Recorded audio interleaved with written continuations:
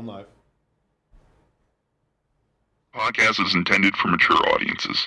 The views and opinions expressed are those of the panelists and do not reflect in any way those of the podcast partners, sponsors, or affiliates. Enjoy. Hi, this is Michael Buffer, and you're listening to the Voice of the People. Let's get ready for Boxing Voice. Every day I'm hustling. Every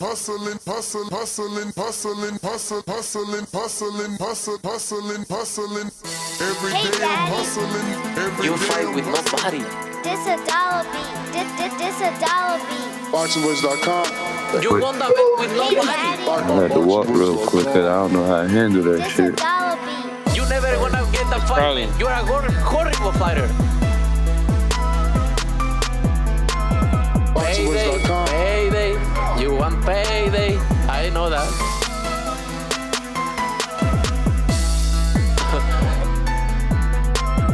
Oh, look this guy. There's a plan to go for the belt, and I'm coming, man. I'm coming, my friend. Get the fuck out of here, man. Please get the fuck out of here, man. BoxingVoice.com. Because I'm gonna fuck you out right now, motherfucker. BoxingVoice.com. All right. Welcome back, ladies and gentlemen, to another edition of the Boxing Voice Radio. I am your host, Nesta Gibbs, joined alongside Daniel Alvarez, Ringwalk Danny. What's going on, champ? What's up, champ? Non-stop. Oh, yes. We're back with another one. But this time we're going to bring you a jam-packed show. We're going to have our daily round table. But this time we'll be joined with former two-time champion Paulie Malignaggi and commentator, broadcaster Claudia Trejos, and we'll be going over these four main topics. Obviously, on the first of the agenda will be Daniel Jacobs getting back into the mix, and Daniel Ryder looking for the biggest win of his career. John Oh Ryder. yeah, John Ryder. Absolutely. No, I said Daniel. You know, and A obviously lot of Daniels in here between you and Jacobs, bro. right? Obviously we will be doing the live fight chat come Saturday. Yes. It will be a early afternoon fight chat as the fight is in the UK. We will be 2 live. o'clock. It should be around 2 o'clock. Because two- I seen it says 5 p.m. Eastern time. Right, so it'll be about 2 p.m. Pacific for our West Coast listeners. So we'll be doing the live fight chat in studio for that. We will be, obviously talking about the fight. They did face off today over across the pond. And, we finally got contracts signed on both sides from Shakur Stevenson and Oscar Valdez. Obviously, that is a unification fight, a fight that's been years in the making. For those who remember, Shakur was Valdez's mandatory at featherweight before Valdez chose to vacate and move up. Obviously, Shakur, fought Joet Gonzalez for the vacant title. So that's been a fight, several years here in the making, a great unification and a great fight for the sport of boxing, right? We always preach the one face, one name in every division, and that is exactly what is happening here. Eddie Hearn has revealed Chris van Heerden has accepted an offer to fight Conor Benn on April the 16th. Obviously, for those who may not know, Maurice Hooker was offered and accepted the fight. He, however, cannot partake as he had an injury that forced him to pull out of the fight. And Showtime, right? Showtime making big moves. The April 16th welterweight unification from Arlington, Texas, between Errol, Spence, and Yordenis Ugas, to the surprise of many, will be televised by Showtime. Obviously, people were anticipating a Fox pay-per-view. Yes, we were. As they both have recently, as of late, been fighting on Fox and via Fox pay-per-view. So it'll be interesting to see. I think Showtime's trying to make a big play on these fights. I'm hearing another one that they may and are looking to get is a Charlo Castaño. Well, they have that already. Do Isn't they? that March 19th? Yeah, that's on Showtime. It is Showtime. Okay, so we'll be obviously touching on all these topics. We do have, some other news and notes we'll be getting to as well. We will have Paulie Malignaggi, two-time world champion of the world, live in studio roundtable with us, and famous, well-known and respected commentator and Claudia Trejos will be joining us as well live in studio. With maybe a few other surprises, Ness. Yeah. Well, definitely we're also scheduled to get Blair Cobbs on the show a little later. So, yeah, if we can get Paulie and Claudia, it would be great so we could get this ball on the road. But we do have a couple of news and notes. We'll just put those out there while we wait. Obviously, Shawn Porter doubled down, and he stands on what he says. He did clarify, but it's pretty much exactly what he said. He still believes Boots Ennis is overrated. Then we'll be touching on Lubin versus Fundora. For Lubin, another eliminator, Unbelievable, which is bro. crazy, but it's going to be a Unbelievable. headliner for Showtime, which you were just talking about picking up a lot of cards with the possibility of a Jaron Ennis and Custio Clayton on the undercard, according to Keith Eidick from Boxing Scene. And then obviously the saddest news of all the news is that Roger Gutierrez is out of the Chris Colbert fight due to COVID, and now Colbert seeks a new opponent to headline his February 26th Showtime triple header. And I hope that he finds someone. I'm going to go ahead and say Gamboa, No, you know, come out and play. Obviously, Gamboa is the clear and obvious option. Based here in Las Vegas. He was supposed to fight Chris Colbert last summer in July at the old StubHub, and obviously that fell through because Gamboa suffered an injury in camp. Broken ribs to be exact, hasn't been back since. I think it's a good barometer given the names that Gamboa has been in the ring with, given his experience. So let's see what happens. We know as of late that a lot of promoters and networks have had fighters on standby.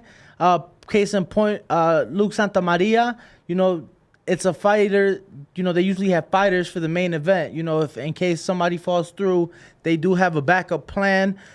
We are not certain that is the case for this, but as we are 2 weeks out, hopefully we can get someone in there for Chris Colbert. That fight is supposed to take place here in Las Vegas at the Cosmopolitan Chelsea Theater, right? And then David Benavidez has told reporters that he believes Jermall Charlo versus Caleb Plant is happening next. So he's welcoming a fight with Boo Boo Andrade. Obviously, something that was being discussed this morning as far as possible opponents and fights for Boo Boo. And why not? I think that'd be a great fight. I know that first he has task at hand in David Lemieux. But I would be all for that Which fight. hasn't been announced officially. Not yet. officially. Not officially. But again, we talked about that this morning, and by that I mean, the reality that we live in. In this reality, no way Al Heyman fighter David Benavidez is going to be fighting Demetrius Andrade at all. I just don't. I don't believe that. No, and I couldn't agree more. Obviously, look, Canelo being the biggest name in the sport, they couldn't even work something out where it was, Eddie involved, a DAZN, a Matchroom fighter, or in the case, the promoter. So if they can't do that, I don't see it as well. It's nice to dream a little, but like we were stating this morning on the show, you got to be a Realistic, man. in this business. So, But if no Gamboa, well, I guess let's stick with the news and notes because it seems like they may be doing something else at the moment. So rather than regurgitate the predictions and things like that, I say we stick with the news and notes and work backwards until we get Paulie and Claudia on. So going into the Shawn Porter stands by his words of overrated.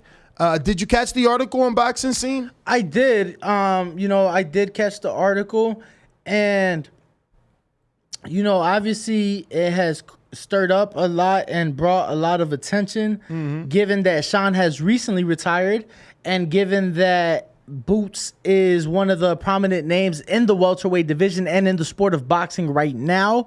Being promoted by Cameron Duncan doesn't have, commonly mistaken. People think that he is a PBC fighter. Yes. Jaron Ennis is not a PBC fighter. But it would not surprise me to see him work something out with Al. Hopefully sooner rather than later. And for those who haven't seen the Boxing Scene article, I just want to read this quote from Shawn Porter really quick. He said, "Boots is overrated, and this Can is we get why." a screen share here, George? You got it pulled up? Yep. Okay, perfect. Boots is overrated, and this is why I say he's overrated. Everybody is so hyped up on him, but he hasn't been in the ring with any world champion yet," Porter said. "Don't forget, I'm the one that said this dude is the closest thing we got to Roy Jones. I've said that. I'm on record. I believe that. But at the same time, every name that you throw out, Boots will smash him. Boots will smash him. Damn, like, let the fight happen and say Boots smashed him, or man, that was a great fight. Boots did well. But don't blatantly say Boots will smash everybody in the 147-pound division." End quote. He then goes on to say, that I believe Boots is overrated in everybody's mind because the way everybody talks about Boots. Everybody talks about Boots as if he's going to smash everybody that he gets in the ring with, not giving anybody a chance. Terrence Crawford don't want to see Boots. Errol Spence Jr. don't want to see Boots. Ugas don't want to see Boots. And then obviously Jaron did respond. But this was his old response. Right. This is Shawn now doubling down because, obviously it went, boxing viral. Shawn calls Boots overrated. So he had to respond. So Boots responded, "I heard you, Showtime Shawn Porter, tagging him, said I was overrated, as he posted on Twitter. You was just saying I'm ready and too much for these guys, laughing out loud with the thinking face emoji. And you said you won't fight me, the yawn emoji. But keep the same energy though. If I'm so overrated, come out of retirement and fight me. Now people retire and I'm overrated." Yeah, man. But look at Porter on a Fight Hub interview. "I said what I said. I meant what I said." When I use the phrase overrated, I'm basically throwing that at anyone who does not follow the boxing game and has not watched Jaron Ennis since he was in the Golden Gloves. What we know about Ennis is all true, but what people say I'm not in full agreement with. I'm in full agreement that he's the next star. I'm in full agreement with that. What I'm not in full agreement with is when people say he's going to watch that fighter, that fighter, that fighter. I'm like, hey, this guy is going to be in some really great boxing matches. Let those matches happen. Don't just put the stigma of him watching every fighter he's getting in the ring with. Once a few people say that, that's what his reputation is, he is next. But I don't think he watches the top 3 to 4 guys in the welterweight division. Honestly, he is a problem. He might beat all 4 of those top guys. But for everybody to just say he's watching them, I can't rock with that. And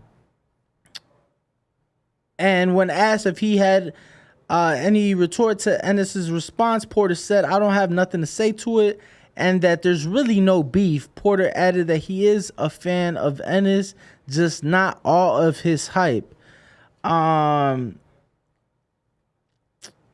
If there was no Jaron Ennis ever, Shawn Porter would have still retired November 20th of 2021, Porter said.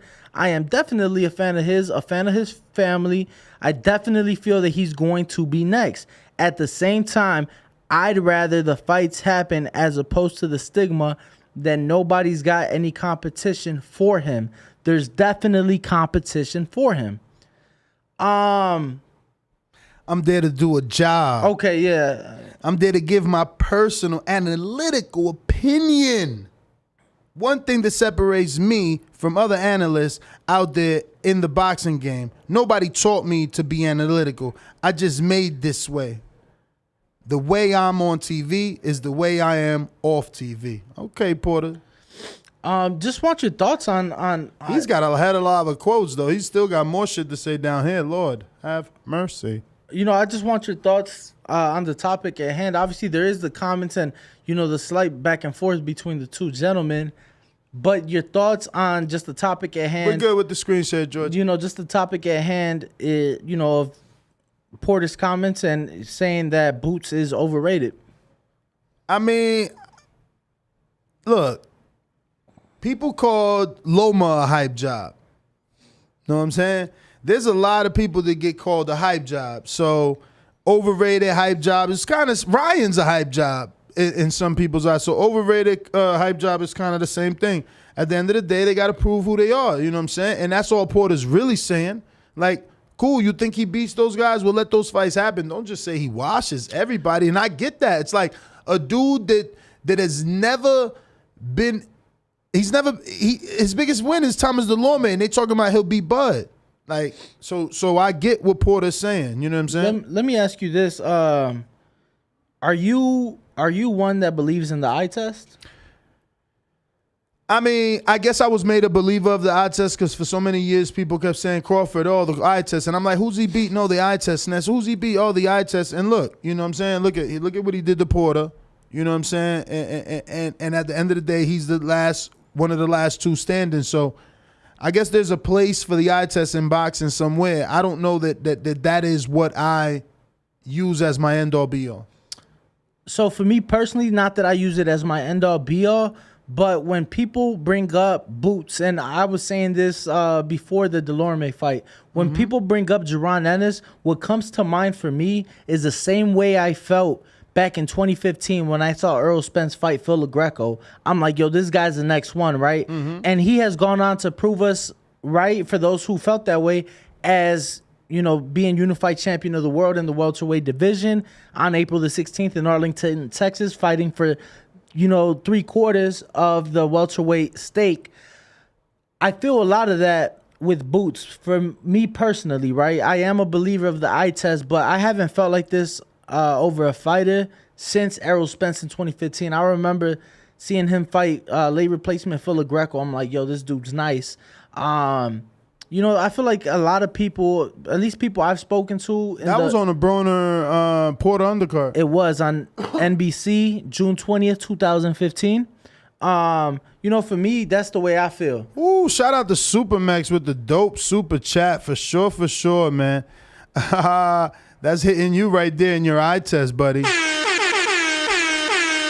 He said, Adrien Broner passed everybody's eye test in 2012.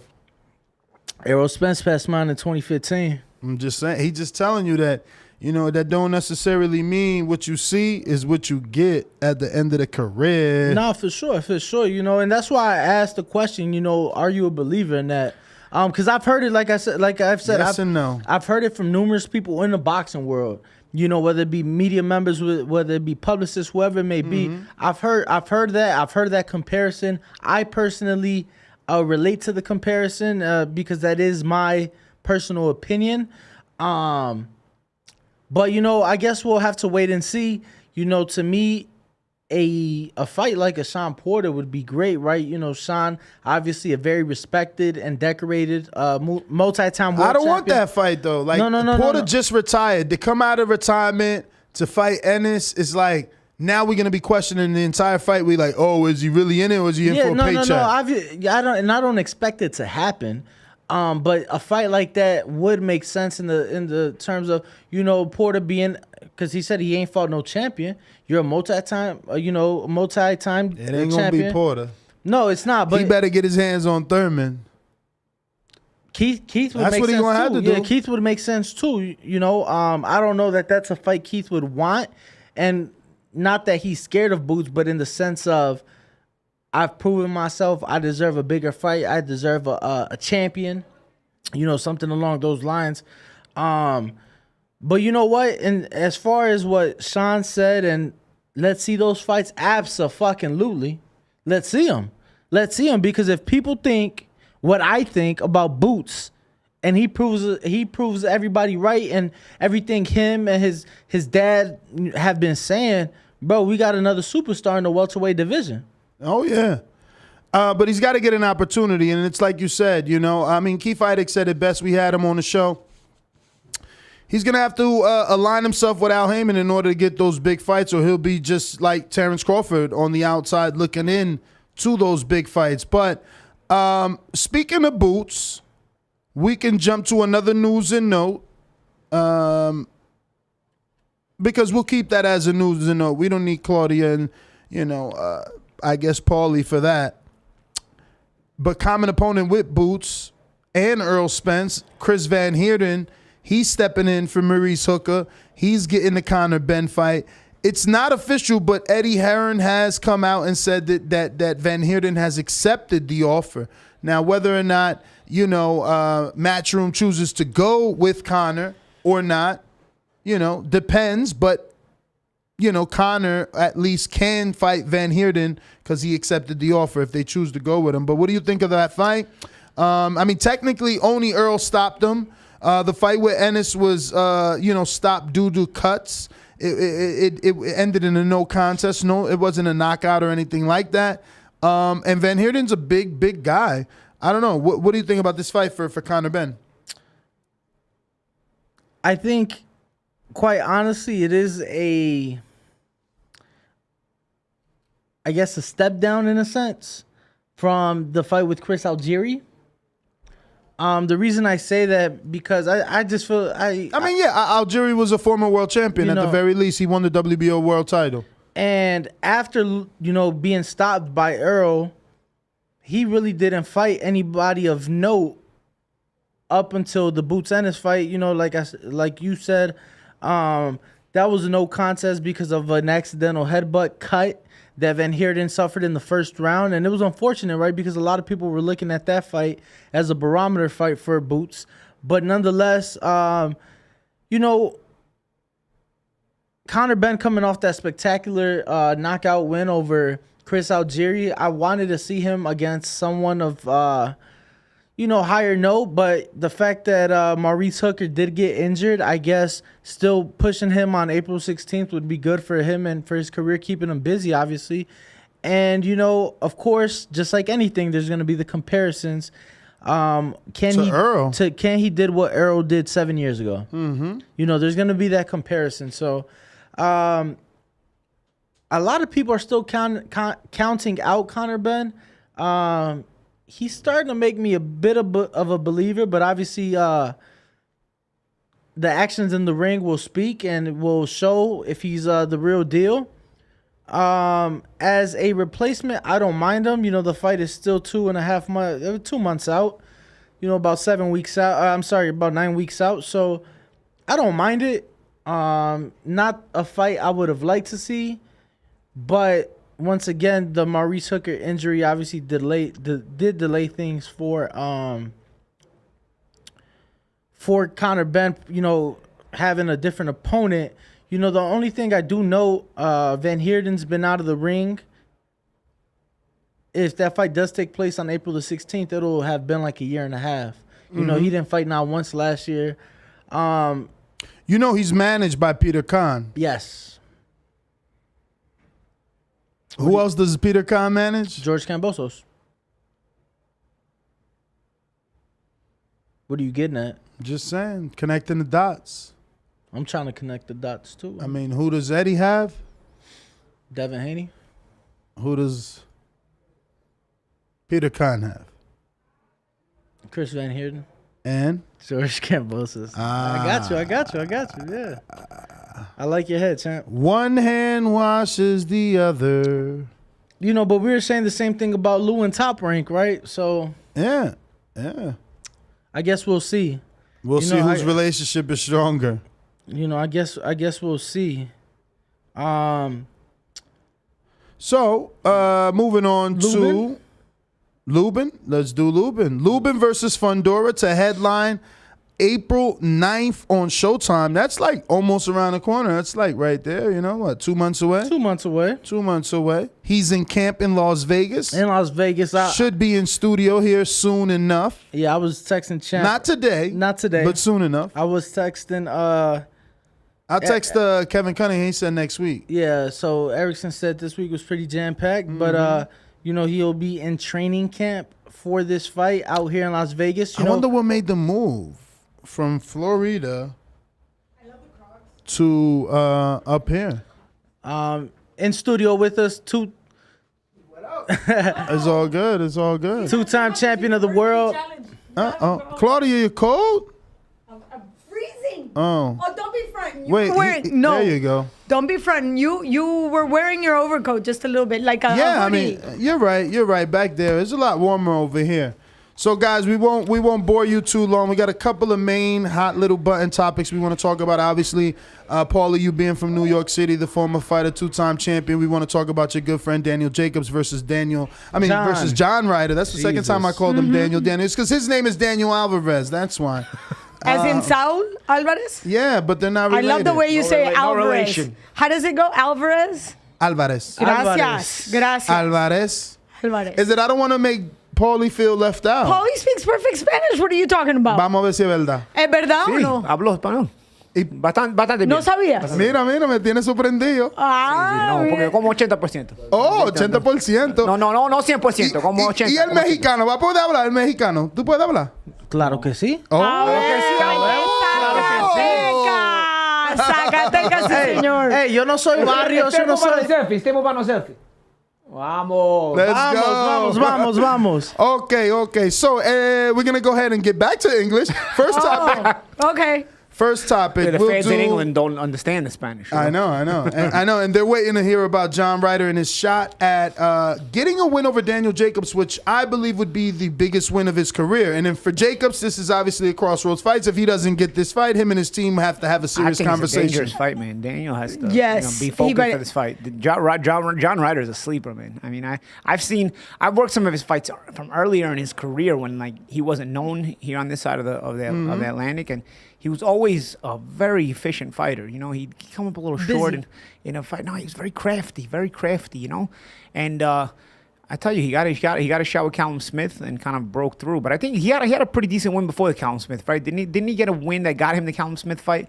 To get the Callum Smith, the Bilal Akawi on the they were really touting him up over on the Golden Boy side. Okay. That was on the Canelo Triple G2 undercard. He got, and you know, Akawi was the favorite in that fight, and he got John Ryder got a 3rd round TKO in that one, you know, but he's had very close decisions even early on in his career, you know, a very narrow, very tight unanimous decision loss to Billy Joe back in the day. The Rocky Fielding fight was a split decision loss. Mm-hmm. You know, Callum was a unanimous decision, but he still made it a tough fight. So, you know. Well, that's the fight that got everyone's attention because Eddie Reynoso was posting on his social media questioning whether or not it was really John Ryder that beat Callum that night. No, definitely. So, you know, Daniel Jacobs, you know, I feel like boxing is a what have you done for me lately sort of sport. And, you know, a lot of people question the Gabe Rosado fight. A lot of people weren't impressed with the Chavez Jr. up to that point. Well, but I wouldn't blame that on Daniel. Let's be honest on this one. I mean, I think one of the key fights for Daniel Jacobs was Derevianchenko. That was the key fight where I saw a lot of flaws and I saw a lot of problems with his footwork because Derevianchenko did whatever he wanted. Now, it was a gimme for Jacobs because I saw him lose. But nonetheless, then he came to Alvarez. But you thought he lost the Derevianchenko fight? Yeah. Oh. Derevianchenko's had some tough luck, man. No, absolutely. And that it was a tight fight, but in my scorecard, math is not my forte, but I had to check a couple of times, and I had given it to Derevianchenko. It was a very tough fight for Daniel. And for those of you who don't remember, that was the fight before the Canelo fight. Yeah. He won by split decision, extremely close. And mind you, those two were training partners. You know, They had the split camps. Andre Rozier chose to go with, obviously, Daniel Jacobs, and Gary Starks chose to go with Sergey Derevyanchenko. So they were longtime sparring partners without a doubt. But that's why I felt like Jacobs coasted. I thought he did, took that easy. I did think it was a close fight, and it was a very tight fight for me. Another thing, too, with the Gabe Rosado fight, a lot of people. My question, and there goes. We've talked about this many times. I don't know how you guys feel, but can we really judge a performance of a fighter based on one fight? Oh no. With that being said, that fight was very controversial. No, but that's very controversial. You don't judge it on one fight, but you do judge it on the fact that you start to wonder how into their career they are. As a former fighter, I'll tell you this. You start to become less in your career as you start to get older. Age. Sometimes you have a family. Money, but money creates not just money, because I don't believe it's just money. Money creates other ventures. and other ventures take up your psychology and distraction. Sometimes you have a family, which Daniel also has, and you start to kind of accommodate yourself into a sort of a comfortable position, and you're not willing to kind of go that extra mile, so to speak. Not willing to go through as hellacious maybe of a time in training or in camp or in a fight even. One of my favorite movies is the movie Rush. It's it's a Formula One movie. It's about the rivalry. It's a true story. It's about the rivalry of James Hunt and Niki Lauda in 1976. Doesn't Tom Cruise play in that? No. The Australian guy, what's his name? The guy who plays Thor, I think. Chris Hemsworth. One of the Hemsworth brothers. And another guy, I forgot the actor played Niki Lauda is. But anyway, nonetheless, Lauda gets married in the middle of the season. It's a major rivalry. And at the time, Formula One was very dangerous. A lot of guys would die. Literally, Formula One at the time was so crazy, the superstars were dying every year. So think about, a boxing superstar dies every year. It would throw you for a loop. Mm-hmm. But Lauda was saying, basically, when he got married, he told his wife, happiness is the enemy. Because when you start to get complacent. You get complacent. You want to go back home. You have a reason to not step into the fire as much anymore because you have a reason you want to go back home now. Whereas before you were ready to just die in there if you had to. Yeah. Balls out. That 50 Cent, get rich or die trying. That 50 Cent mentality. People sometimes say, you don't really have that mentality. You don't necessarily, but when you're in there fighting and it's man to man, and you're in that battle zone and you have everything on the line. You kind of get there without realizing you get there sometimes. You know what I mean? Don't get me wrong. Some people never get there. Some people just, they'll be willing to quit no matter what. But Julio being one of them. There's people. There's Julio being one of them. But it's true, man. Yeah, no, there's people that aren't willing to go there ever. For me, those are people that probably had their life wasn't as bad as they claim to be. You know what I mean? For me, if your life has been that bad, your mind is gonna. You don't necessarily think so when you're outside the ring, when you're not in camp, when you're not talking about it. But if your life has been that bad, when you're actually in there, you're going to make that decision on your own. You're not going to think about it. You'll be willing to die in there without actually asking yourself. You're just going to go take your body and take your mind to places that it's never been before. Yeah. And you're ready to do that. But you don't actually think, I'm going to die in here tonight. And it's not in that mentality. It's that I'm going to go through here. I'm suffering right now, but I'm not going to stop. You know what I mean? And I feel like when you reach a certain comfortable position in your life, whether it's marriage, whether it's money that creates other investments, whether distractions, responsibilities, you start to be there's a buffer that creates in your mind where it's I'm not going there, man. I felt it later in my career, man. Early in my career, I was willing to do anything I had to. But later in my career, I was let me touch him here. Let me see if I can take a walk here. But you know what? It also depends on the personality and how much balls the person has.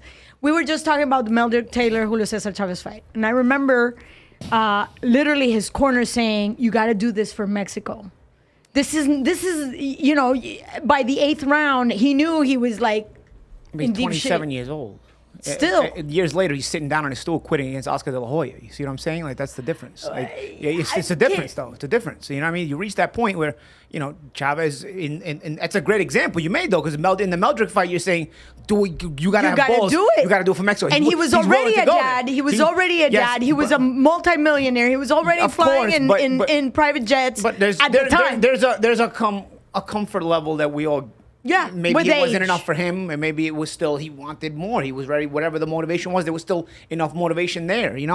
Some people get there a little sooner, some people don't. Regardless, I feel like there comes a time where every fighter gets there, and you got to kind of keep an eye out for it. You got to. There's a reason Mayweather and Pacquiao danced in there instead of. And 4, it was 5 years too late. It was 5 years too late. But it was 5 years too late not just because they were older. No. Because they still had the skills in there. Mayweather won other big fights. Pacquiao won other big fights. It was because they were at the point in their careers where they were just comfortable. We're not willing to go to that hellacious place anymore. So you got to keep your eye out when fighters reach that point where you got to be observant of this fighter, because every fighter reaches that point. I feel like at a certain point. Do you think Danny's there? I don't know, and that's where we're going back to where we started. That's the whole point here. We're circling right back. When it comes to Daniel Jacobs and in the Rosado fight, you start to ask yourself, okay, do we judge him on one fight, or is he at that point where he had the Canelo fight, big fights? He's had other big fights. He's made a lot of money. He's been making money without Heyman since even before he was getting big opponents. For real. Some guys have this, where and it's great for him. But I think Daniel was getting. Remember, he had a title shot on HBO versus Dimitri Pirog. Pirog was a rough, but that wasn't a gimme. That was a rough one. But but I'm saying, then afterwards, he got that. I remember afterwards he got like I think it was a low seven-figure payday against the secondary WBA champion that nobody even heard about, and Showtime televised it. So but before that, it was Pirog was a rough. Isha, he fought Isha. But Isha was coming up on weight. It was run-of-the-mill opponent when you're a guy you fight smaller ex-world champions. But nonetheless, what I'm saying is I'm trying to go back to how long Daniel's been making money, and then you have the big Canelo money as well. I know he's moved Peter Quillen money too. Yeah, I know he's moved to Georgia. You started to settle your family. You prioritize things that you're supposed to prioritize in a lot of ways. So you start to wonder: is the Rosado fight? Is that where we're starting to see what I was explaining before, where you're reaching that point where you're comfortable and you're not willing to go as far? Because, man, I'm telling you, man, I've seen Danny since he's 15, 16 years old. That kid was a badass, man. I can tell you a story. When I was in training camp in Vero Beach with Buddy McGirt, and I went there, it was 2007. It was 2007, maybe late 2006, maybe one of my first camps. It was either late 06, 07. So Daniel was still in the amateurs because he tried out for the 2008 Olympics. He was down there in training camp training. And I remember Saku Powell was a pro getting ready to fight. I think he would end up fighting on HBO against Kassim Umar like 6 months later, but he was down there training. He also had like a fight with Kanan, I believe. Yeah, he had a fight with Kanan where and did Rosado beat him on NBC? I think Shakur Powell and Rosado might have had a fight on NBC. The thing about the Kanan fight bugs you out is he knocked out Kanan in like 20 seconds on Showbox, and then he lost to him in a world title fight years later, which totally blew me away. But anyway, regardless of that, going back to the story, Daniel comes in the camp. He's an amateur, okay? He did. He's an amateur, and he's sparring with Saku, and he's sparring with James McGirt. He did 5 rounds and 5 rounds. He's an amateur, bro. These two were pros, like pretty good level pros at the time. He made them look like the sparring partners. I'm like, yo, I knew this kid was bad, but man, this kid is bad. But like, if there's any testament to the fact that he's got some serious, solid character and balls, is the fact that he overcame cancer and came back to become a champion. Yeah, of course. But what I'm saying is, it's not always the case as decades go by in your life. There's people, every time that somebody breaks an orbit bone, they hit me, you pulled it, this guy quit, you didn't quit. Every time somebody breaks an orbit bone, I get the text message. I get the run-of-the-mill text messages.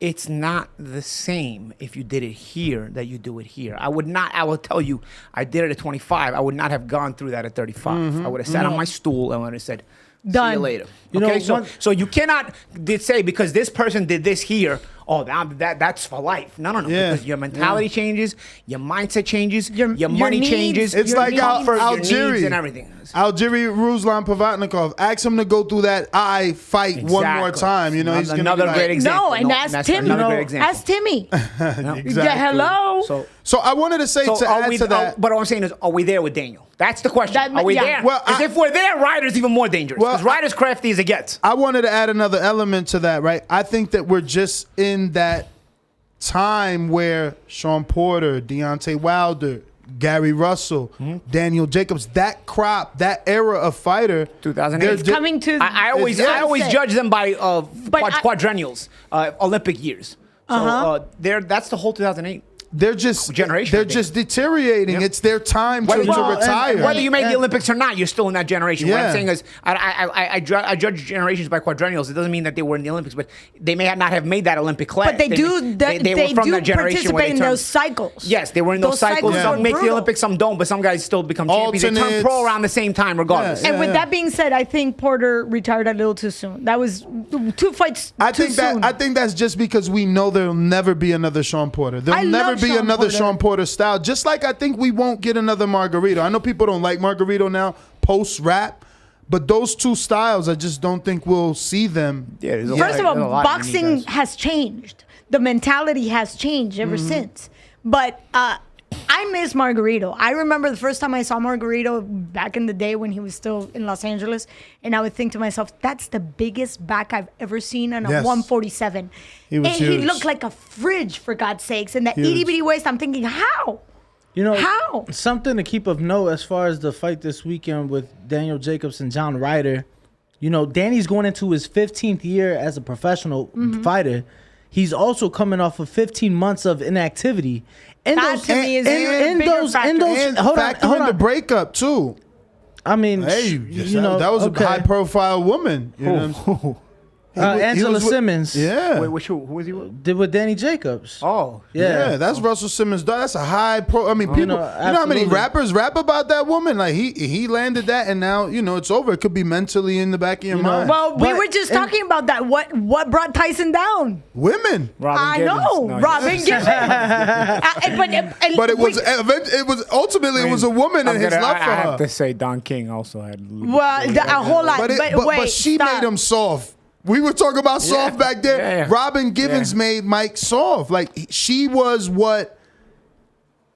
She's what can get that soft side was out of him. was Mike Tyson with Robin Givens when he lost to Buster Douglas? Yes, exactly. I mean, okay, but I don't know. I heard it was more than just Givens, though, right? It was like he was. No, wait. Remember, back out up. there partying. Well, he was partying, and then Robin Givens, it says we're done. Then he gets caught with depression. Yes. Then he gets caught with drugs. He's like deep in and deep. imagine Tyson, like they're having this live on air interview, and then she just right there is where she says to the world, like, yeah, we're that was done. weird. That was really weird. We're done. This And guy, in the middle of this, it's crazy. They call him up. And they say, listen, you got this gotta fight in Japan in freaking for $30 million. And because the model had just passed away. A lot So it was a happened. whole But he lot. knocked out Tony Tubbs in Japan already before that. I mean, Yeah, it wasn't but- like he hadn't fought in Japan before. Japan was like No, the cool no. place to go fight. No, But think about it. It was the time of his life. Like he's going leaving through the depression. comfort and His he's trainer leaving the died. It was a lot happening. Way in too much. I think. I mean, but, Customano died in '85, guys. I mean, we're talking about 89, 90. yeah, Customano but was he's already just dead going half through so much. Is He what was she's holding saying. on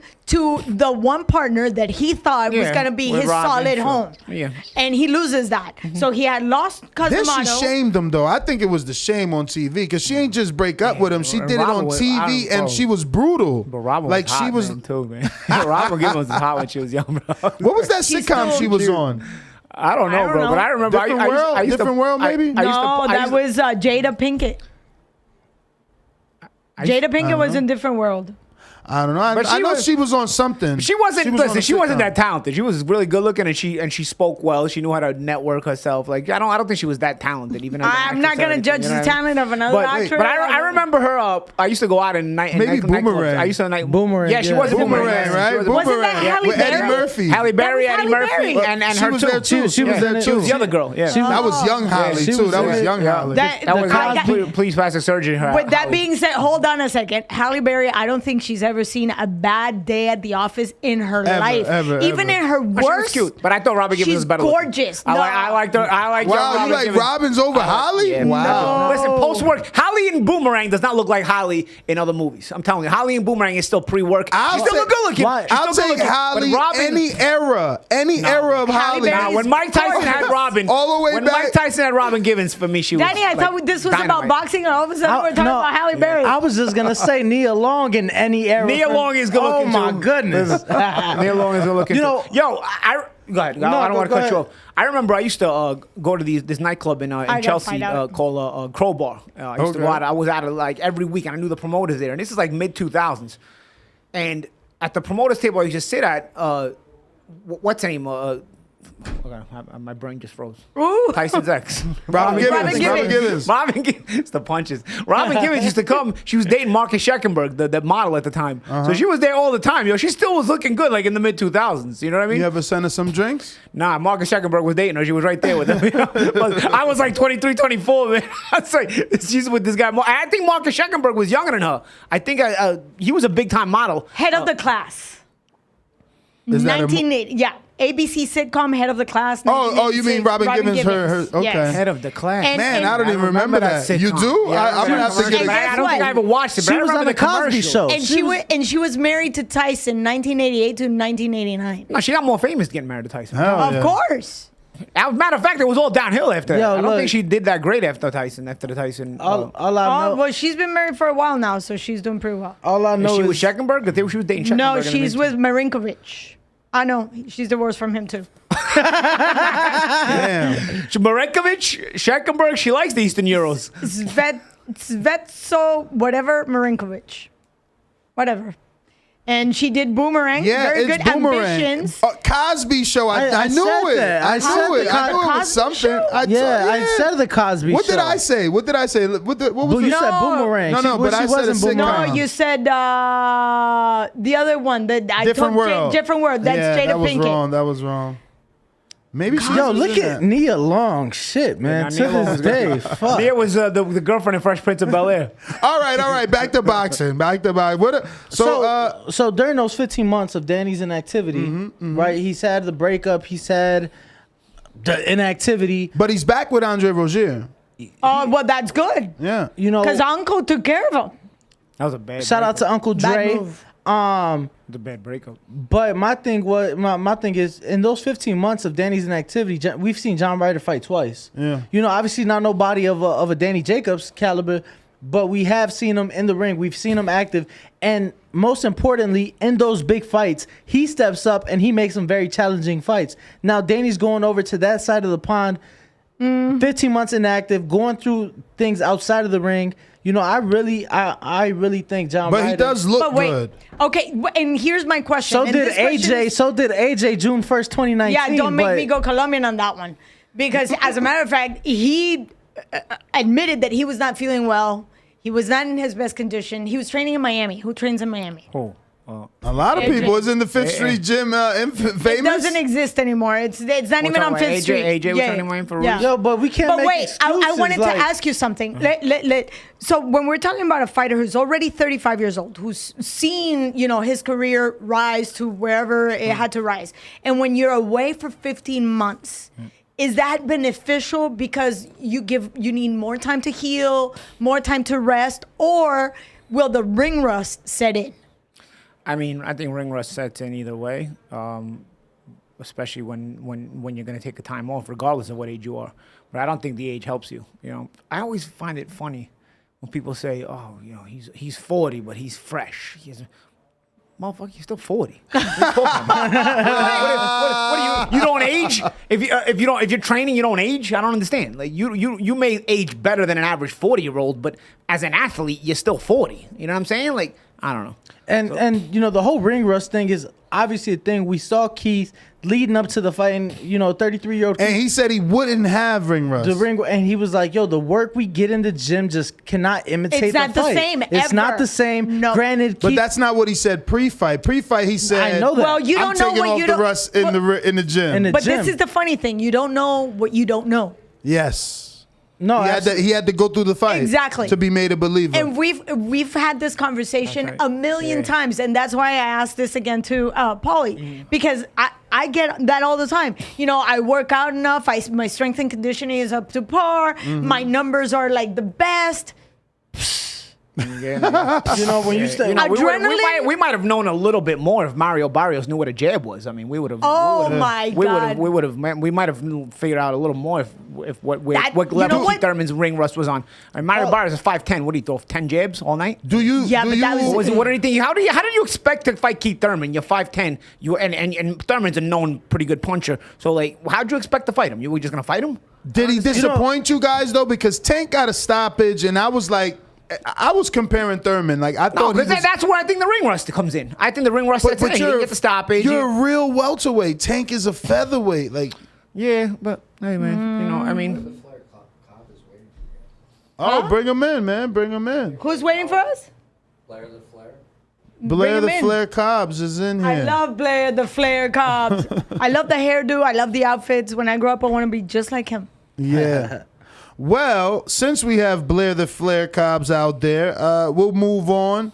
But you want to give a prediction, or you guys want to, or we're just gonna wait and see what happens with Daniel? I need to wait I and mean, see. I'm not gonna pick against my Brooklyn boy. You know what I'm saying? No, Like, but you know what? I want to see. I just think it's a this- dangerous fight, but I'm not gonna. Pick It's a against dangerous him. fight, but I want to see which Daniel is going to show up. If it's a Daniel that showed up against Triple G or the one that showed up against Canelo. Well, I mean, we haven't seen the Daniel that showed up against Triple G since the Triple G fight. But he was still there. The fact that he showed up, he's still there. Right, but you're talking 5 years ago. He hasn't. So he hasn't been remotely close to that since. Well, in between them, we have Derevianchenko. That's what I'm saying. Yeah, we have the performance. I didn't mind that Derevianchenko. You did. You thought that. I didn't think Daniel looked bad in that fight. I thought he was decent. And then after that, he went into the Canelo fight. And then we brought up the Julio Cesar Chavez Jr. I think he did what he needed to do. I don't think he needed to push the envelope too far because Julio showed absolutely nothing. Nothing. Well, let's transition into Eddie Reynoso obviously getting upset and coming out once again. I think he's got a thing with Coppinger. Every time Coppinger reports on Canelo news, Eddie comes out and says it's fake, but still reports the same shit, which is Canelo's received an offer from PBC, $45 million to fight Jermall Charlo. And he's received $85 million offer for Bivol and Gennady Golovkin. But according to Keith Idek of Boxing Scene, DAZN can get up to $100 million if they get him over there for those two fights. What fights do you guys think is the most marketable fight? What fight do you think is the most entertaining fight? And what fight do you think Canelo eventually takes? Some real first world problems, I'll tell you. Yeah, I know.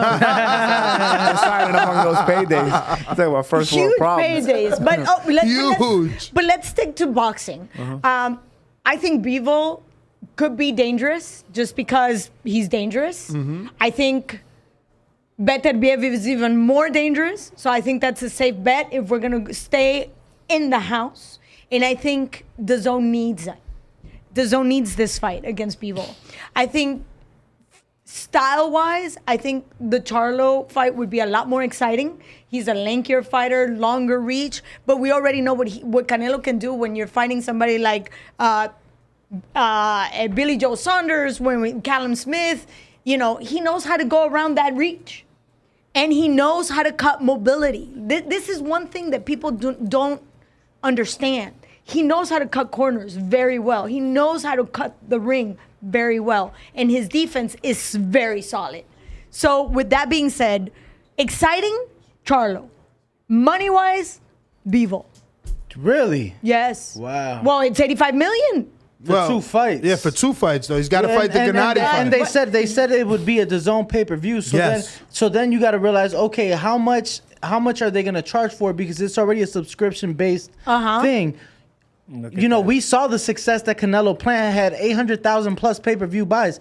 So let's not forget 75,000 people in Dallas. And let me tell you something. For Callum Smith. Let me tell you something. Canelo's fan base is obviously the Hispanic Mexican fan base. When he's fought on DAZN, I literally got to walk my uncles and my cousins on how to work this freaking application.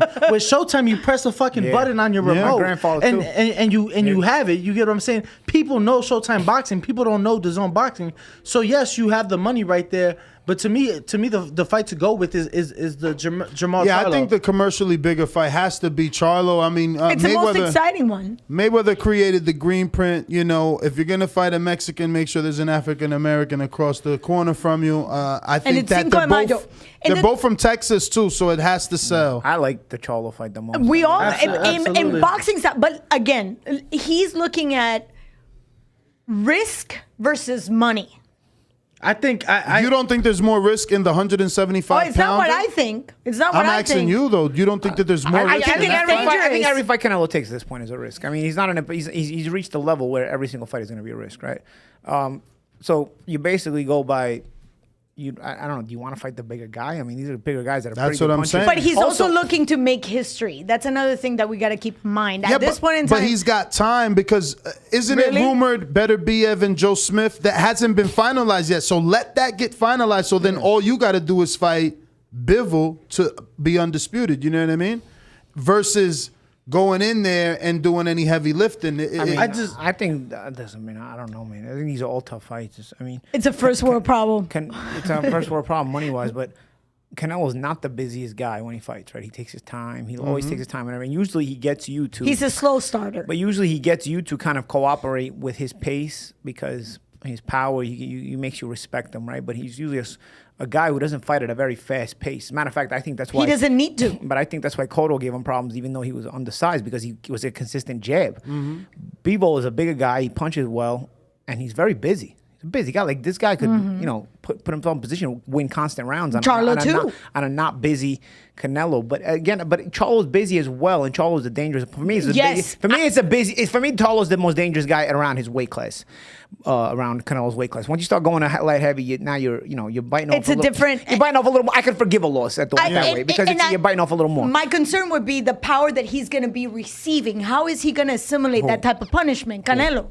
At heavier weight, yeah. I mean, I don't think, even though he is Bivol's a natural light heavyweight, I really don't think that's gonna be like much of an issue. He's not like, Beterbiev is the guy. Yeah, no, he's a good man.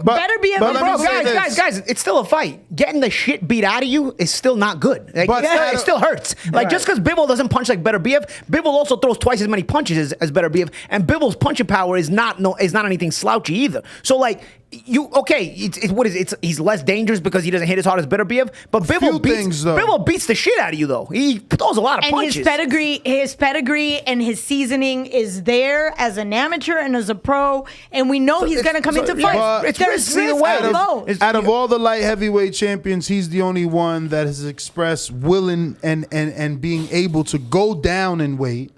What would they fight at? What would they 168.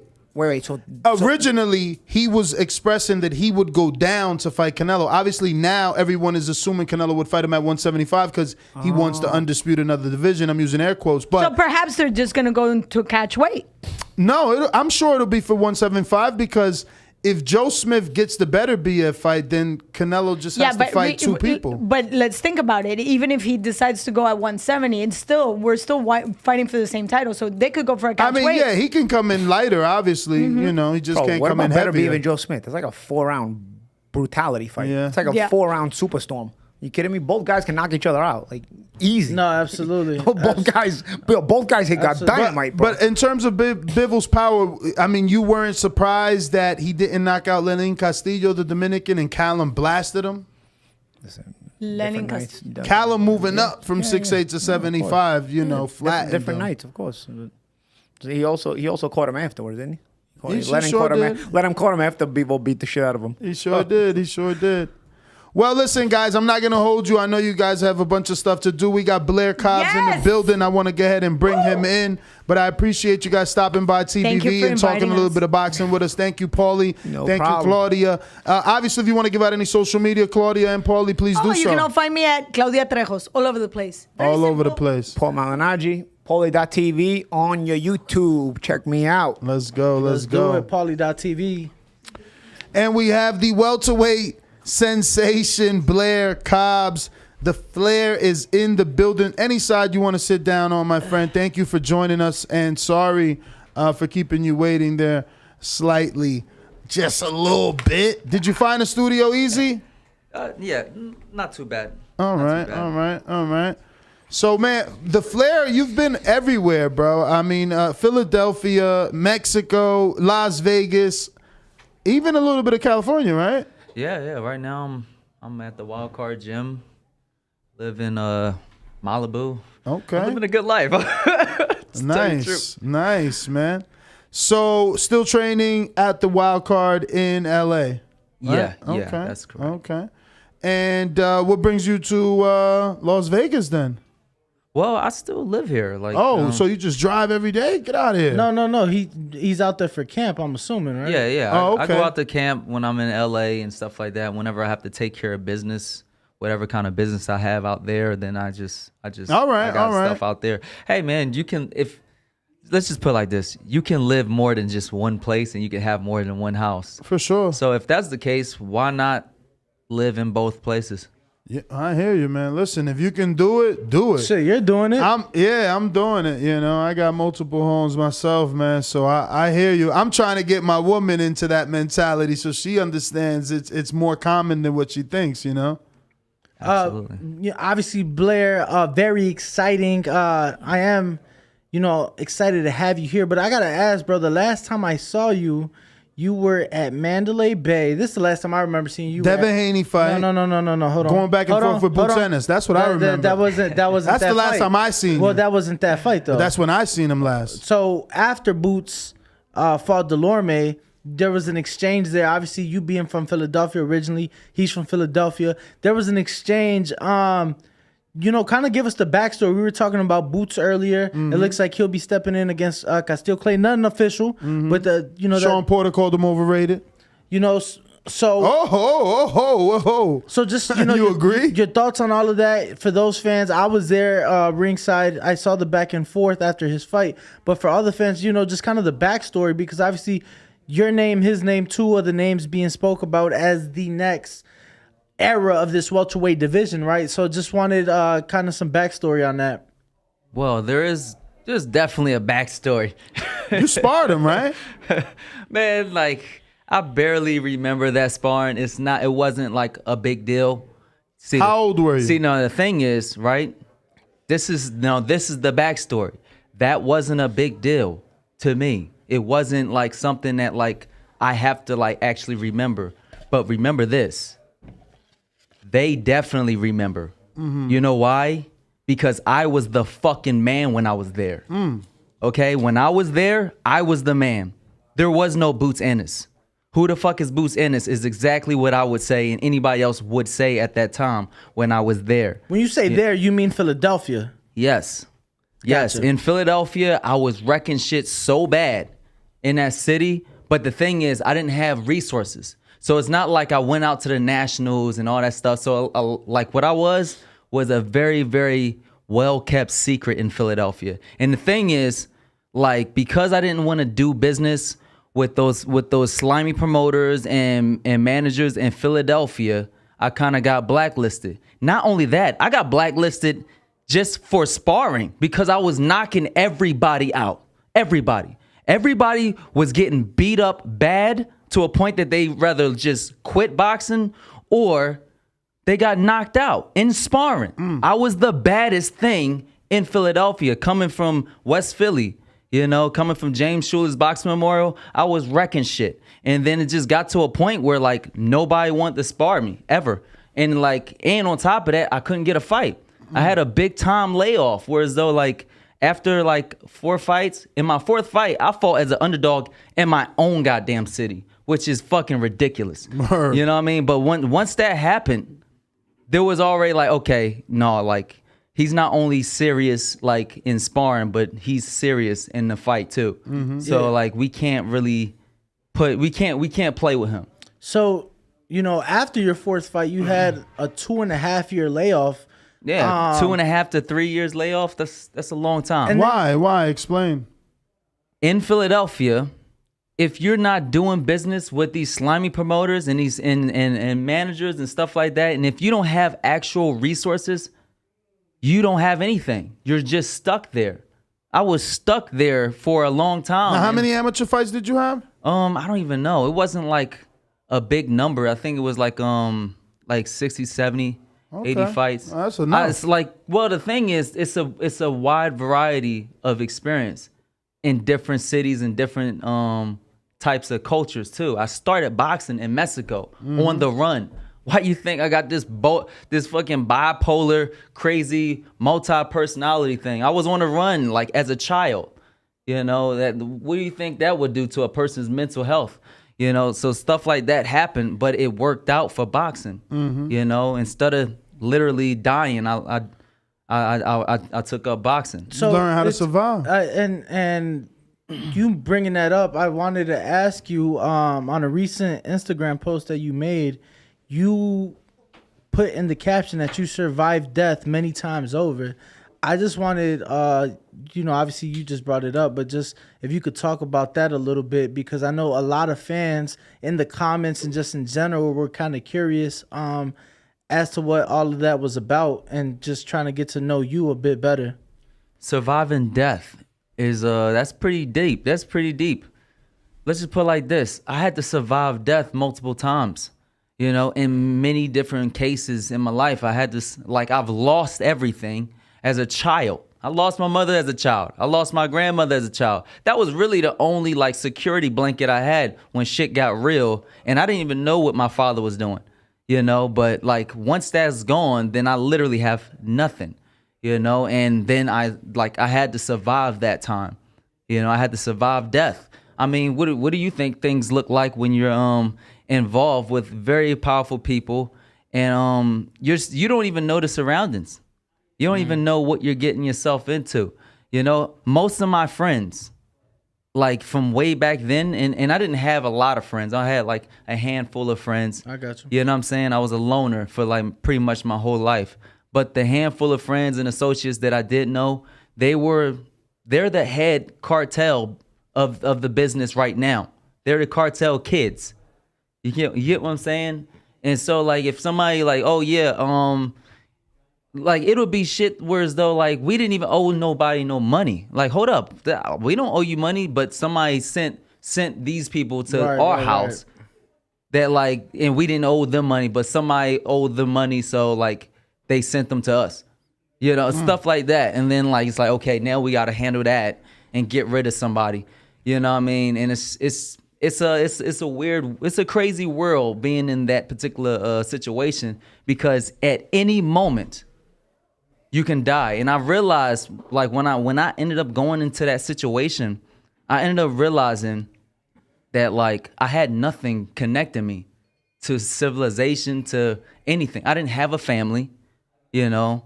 I didn't have like much of a family on my mother's side. I didn't have much of a family on my father's side. So like if I died right then, if I die right now, this is the mindset. If I die right now, I never existed. You felt like you didn't have a legacy. I didn't have anything. I didn't like who's gonna cry at my funeral? There is nobody that's gonna cry at my funeral because there is nobody around. So then what ends up happening, I end up like, you know, I'm like, you know what? I get with a friend named Rodney. I'm over here hanging with them and everything. I'm like, dude, like, first of all, he don't even know how suicidal I am. But I'm like, what's the most reckless shit that we can get into? You know, because I really don't give a fuck about my life. You know? How long ago was this? Yeah, this is me as a child. This is me surviving death as a child. You know, as a teenager, like going through fucking high school as an alias with different names, trying to remember my like why I'm here, this and that, and coming up with different names and different backgrounds. You know, and it's like, yeah, when you're young, you don't even know yourself. You're still trying to learn yourself. Absolutely. And you gotta already completely abandon your identity, and then already like in a position where as though you don't really exist, and people start to treat you like you don't really exist. So then, like that's where it happens, and then I'm like, yo, what's the most reckless shit I can get into? I'm a child, I'm a kid, and I don't give a shit about my life. So what's the most reckless shit I can get into? I got a great idea, boxing. Let's go to the fucking most craziest just reckless gyms in all of Guadalajara, in all of my city of Guadalajara, and see what's gonna happen. You know, and then like that's what happened. Like I get into an actual sparring match on my first day, and guess what? I never stopped. I went in there every single day after that. If you guys can't kill me, then obviously I'm ready for a fight. Let's go ahead and fight. 2 weeks after training. After training for just boxing in general, getting my ass kicked, and it just wasn't good enough. The ass whoopings was not good enough. So, got into my first fight after 2 weeks of training. Won the fight. Then I just kept winning. And the thing is, right, it's like I was happy, but also kind of disgusted. You know, but then it's like within that time period, I found my purpose. You know, and it was times where like, dude, they put me up against guys that was twice my size. Yo, these Mexican pro-am fights, they're death matches to the death. You know, like they like finish them. You know, the person that wins is the person that gained the approval of the audience, and that was usually me. Coming as an underdog, nobody gave a shit about me. They all boo. You know what I'm saying? And then I get in there, do my thing. I break my opponent down, Why? Because I really don't give a shit. I could die right now. Right. So let's run that shit right now. And then what ends up happening, I end up winning fans. I end up winning the crowd, and I always end up winning the fight. So for those people who may not know, it's out there, but maybe they don't know. You ended up in Guadalajara, right? Because your father was running from the FBI or something along those lines. Yeah. Well, he was on the FBI most wanted list. You know, he's like at the time, you know, he's a major cartel business owner. You know, and that's just what happens in that type of line of business. You accidentally like crash an airplane or nearly like $500 million of shit, then something's going to look interesting. At least if it's over $1 million, it's a problem. And if it's close to like 100 million, 200, 300 million, it's like, okay, something's crazy. You know, somebody's going to have to go on the run regardless. And that's just what happened on, you know, going through that whole period. And it's a big shift. It's a big shift from like all of a sudden, you know, we're living a good life. You know, I'm living in Beverly Hills, living the dream life. I wanted to go to Beverly Hills High School because I saw Clueless. Okay. You know? And I was totally in love with this character, just the character of Stacey Dash. One of my best friends in Beverly Hills, that's Stacey Dash's son. You know, and it's just like I was just living my dreams, you know. And like, you know, as a young child, and like I still had fight in me. I had a lot of fight in me. I wanted to box and all that stuff as like an idea, but like a more realistic goal was being an architect, you know, good with numbers and good with math and things like that. So, but obviously if a series of unfortunate events had like happened and then boom, I'm in Mexico. I lost my identity completely. You know, that took was pretty tough. I mean, you guys should try to see what happens when you try to go get your Social Security card for your first time. First time getting your Social Security card, and you don't even have a birth certificate. Like you literally came here as a wetback, and you don't look even like remotely like you belong. Right. You know, like I left America coming back looking like I didn't even belong in America. Like, you know what I'm saying? Like, cause I just was, you know, just looking different. How long were you in Guadalajara for? For 3.5 years. Wow. And obviously that is where you started boxing. But what would you say was the biggest takeaway of that time you spent in Mexico? Obviously, you know, the life being lived down there is completely different. Absolutely. You know, to the vast majority of the United States, just your biggest takeaway looking back on it, you know, so many years later. It's not over. It's not over. That was probably the biggest take on it. It's very simple. It's not over. And then, of course, I had to go through even another big step in a big phase of surviving death in Philadelphia. When I ended up getting plagued and thrown into Philadelphia streets, and like this is the rough city streets environment. I have no kind of like understanding about hood, about the streets, about people, about like what they gone through. I don't have no friends in Philadelphia. Like I refuse to have a friend in Philly. What year did you land in Philly? Oh man, I don't even know. I think it was like 2019. No, what? No, I don't even know. 2009. Yeah, 2009, around that time. How long did you spend out there?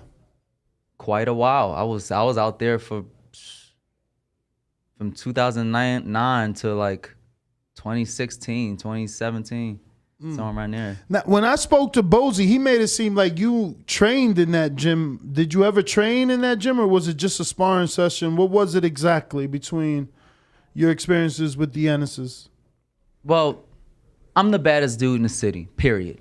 By far. And I'm going through a really rough patch. Why? Because the way people are in Philadelphia. Crabs in a barrel. You know, if they can't make money on you, they'll lie. They'll just blatantly just lie. Like, you know what? Yeah, no, my guy better than him. This and that. Like when people call, you know what I mean? When PBC call, like, look, we hear about this maniac that's killing shit. What's his name? I believe his name is Blair Cobbs. Do you know anything about him? yeah, he's cool, but you know, my guy's better. There ain't nobody better than me in that fucking city or in that gym. But that's what happened. You know, that a lot of stuff like that would happen that kind of blocked my blessings. You know, and I was losing my focus and losing my drive. You know, going through this long period of like, I don't know what's going to happen the very next day. Right. You know, and even just making the transition of understanding what the hell's going on in this environment. I don't know what the hell a poverty-stricken, oppressed environment looked like, or even I never understood it. But even coming from Guadalajara, you know, it was. I mean, that's like one poverty to another, no? Yeah, but it's a different kind of poverty. That's poverty on a whole nother level. You know, like so what you ain't dealing with racism and like real like backflash of like what happened in the past. You're not really dealing with that in Mexico. You know, so it's different. So what were you dealing with in Philadelphia? What's some of the wildest shit you dealt with? Oh man, I've done with a lot of crazy shit. In Philly though. I remember getting stuck up and like I'm hanging with a guy that's like a fighter. I'm not going to even name him, but like he was a thug though. Pretty known fighter? Is he known though? Nah, he's not known. He didn't make it? He's just only known in the city. He was a thug. I can remember like hanging out with dude and like he always wanted to dress flashy. You know what I'm saying? Like he must have some money or he must be a drug dealer or something. You know what I mean? A little street thug. You know what I mean? We're walking down the street talking and everything in West Philly, and then and I'm obviously I got my bag and shit because I'm a gym brat. I'm a gym rat. So like wherever, whenever we can hang out, but let me go to the gym first. Yeah. You know, and then what ends up happening, we're walking down the street, somebody pulls out a gun on us. Like, not just him, us.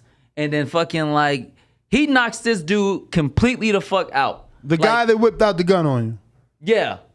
The like fucking my friend knocked this dude out before he even got his words out. He step bow and then like out. And then he's like, oh shit, yo, finally, man, I've been looking for a gun. Like, it's just yo, grip the gun. He's like, and then I'm like, yo, but, and he look at me, he go down, he look at me like, yo, man, you gonna get some of this? You should at least take his shoes. I'm like, what? Yeah, shoes? So like, I had to be a part of a robbery too. Like, it's like, yo, it's double robberies going on. Like, you know what I'm saying? Were they your size? Huh? The shoes, were they your size? They were like a size up. It was a size up. Look at him smile. I love it. I love it, bro. You know, since the pandemic, we've only seen you once. Yes. Once in the ring. You know, you look spectacular. TKO 5th round. Brad Solomon, good opponent. Why? Great opponent. A lot of people, now know this. A lot of people believe that Brad Solomon was going to give me a run for my money. Yes. A lot of people thought that he might even beat me. Mm-hmm. I don't know why people think like that. You know, it's just like nobody believes in any fight that I'm going to win. Like, wow. You know, that's very. Does that give you motivation though? Oh no, I get a kick out of it. Honestly, I get a kick out of like being the underdog, and that's really where I start. That's where I started. That's where I belong. You know, I feel comfortable being uncomfortable. And that's one of the things that when it comes to these people like Jaron Ennis that ain't never fucking been tested a day in his fucking life. You know what I mean? Whether it was in the ring or out the ring. Why do you feel he's not been tested? When he's uncomfortable. Huh? Why do you feel he hasn't been tested? That boy ain't been tested in a very, very long time. You know, what do you mean? He like, look, when a lot of money is being promoted, a lot of money is being invested to keep him safe, okay? And I understand that when it comes to business-wise, but them like having those weak times, whereas though like you're not really being tested, and then of course, obviously he has a good family. He has a great family. But Sergey Lipinets is a former world champion. Sir, of what weight class? 140 pounds. Okay, 140 pounds. Nobody give a shit about no goddamn 140 pounds. Errol Spence fought 140 pounds. And then not only that, he was a fucking tailor-made fighter. It's not like he's going anywhere. His head is right there to fucking be boo-bopped all day. He's a tough opponent. Don't get it twisted. But is he anything that can actually give him some kind of What resistance? about all No. the experience of Thomas Delorme? Thomas Delorme walked in there already a defeated fighter. Like, Thomas Delorme got beat too many times. And then also, one of the things that really showed, I seen it. Like, the moment he got in there, he was trying to find his way out. Like, I could see it in his eyes. Yeah, I can read people very, very much. Just like I could read Ennis very, very much. When I grab his hand and pull him close to me, he don't even want to fucking look me in my eyes. He don't want to look me in my eyes. You know why? Because I'm the baddest thing that could ever happen to his fucking career at all. Like, the whole thing, his whole career can go down in flames from somebody like me just happen to survive hell and pop up. Because, hey, man, let's just put it like this. For a long time, him and his family thought, we don't have to worry about him. Why? Because ain't nobody putting money in him. He ain't going to get nowhere. He's going to get knocked off soon. You know why? Because, first of all, he's getting put in these tough fights. He should take a loss. Why? Because he ain't really being moved to a point where as though, like, he can be comfortable in that ring. Sooner or later, he's going to take a loss because he's got so many layoffs. He couldn't possibly keep this up. Thank goodness we don't have to worry about Blair to Flair. Blair, let's be honest though. A fight with you two is very unrealistic simply because of the promoters and the size of the street and the networks. Obviously, you being with Golden Boy in the Zone, he's with Cameron Duncan and Showtime. Why is this, like you said on your Instagram, public enemy number one for you? Because everybody is talking about everybody's talking about like, oh, well, everybody's scared of him. Everybody's scared of him. And matter of fact, I'm tired of these fucking young fighters. Honestly, I'm tired of these young fighters. I'm tired of boxing, honestly. I get tired of boxing. You know why? Because all I see is a bunch of cowards. That's all I see. I see cowards in boxing today. Trying to be businessmen, trying to strategically move themselves to a point where they can hurry up and get a world title without taking any fucking chances. And then all of a sudden be like, oh yeah, I made it, and talk the most shit. No, you can't talk the most shit without you fucking fighting something. Now look, I already fought undefeated fighters. I already fought people that truly believe, back to back. I fought motherfuckers back to back that fucking truly believe that they can beat me. You know what I'm saying? Not only that, shit, the betting odds. You couldn't bet your money on me to save your life. You're like, what? 15, 16, 17 to 1 underdog? Hell no. What? This nigga is not winning. You know what I mean? Like, and still upsetting. Without even really having a real background, a real history, because my history is silent. I still came. I still conquered, and I still persevered through all the odds. So now, what kind of person is Ennis? Because you know what kind of person Blair to Flair is. That's the biggest secret. You can box. Motherfuckers can box. I know how to box, and I've seen plenty of guys like Ennis that can box. In Philadelphia, I turn them all sideways. Because you can box. I learned how to box in Philly too, but also not a fucking fight. Fighting for my life in fucking in Mexico, fighting for my life in New York, fighting for my life in Philadelphia. One thing I do know how to do is fight, and I know how to box. I'm smart. There's some things that happen in the Brad Solomon fight that is so fast that you couldn't see it until you actually like slowed it down. I broke that fight. Let's fucking go. I broke that fight down to such a level That man did not even touch me. Not once. He said you had to slow it down. Listen, Blair, so what's the plan? Have you talked? When the last time you spoke to Oscar, man? Oscar De La Hoya. When the last time? Because he had a birthday. He posted pictures in his what was up with those pictures, man? I love the pictures. Really? Bro, he enjoying his fucking life. I love it. You could definitely see Blair Flair doing some shit like that very soon. So when's the last time you and Oscar De La Hoya have spoken? Well, we're in negotiations for a pretty big fight, a pretty big contract, and we gotta work things out. And you guys possibly see Blair Flair back in the ring with another fighter, obviously as another underdog, putting on the biggest show in boxing history, and that's just what it's about. So, is this before or after the Virgil Ortiz fight happens with Michael Mickinson? You plan on making an announcement before or after that fight? Definitely before. Okay. You know, we're working on things, and we're trying to get things going. You know, who's your manager? Greg Hanley. Is that from Prince Ranch? Yep. And he's a terrific manager, man. He turned my life around. Mm-hmm. You know, I came from nothing. You know, I showed up in Las Vegas and came from nothing. I had no real history. Mm-hmm. You have no clue what I'm capable of at all. Which means you gotta really roll the dice to fuck with me. Mm-hmm. You know, because even all that momentum I had in Philadelphia, that stuff is gone. You know, and all the history, they bury that shit because the last thing they want to see is Blair Flair show up and blow some stuff up. That's the last thing they want to see, especially for people to provide that protection from people like Ennis. People like Ennis and me I'm very dangerous for somebody like Ennis. And there's a lot of other fighters that's been protected over the time. You know, that they have to keep away from it. Blair, I have to ask, obviously you're sitting here in front of us and, you're sharing, some of the stories in, those Philadelphia gyms.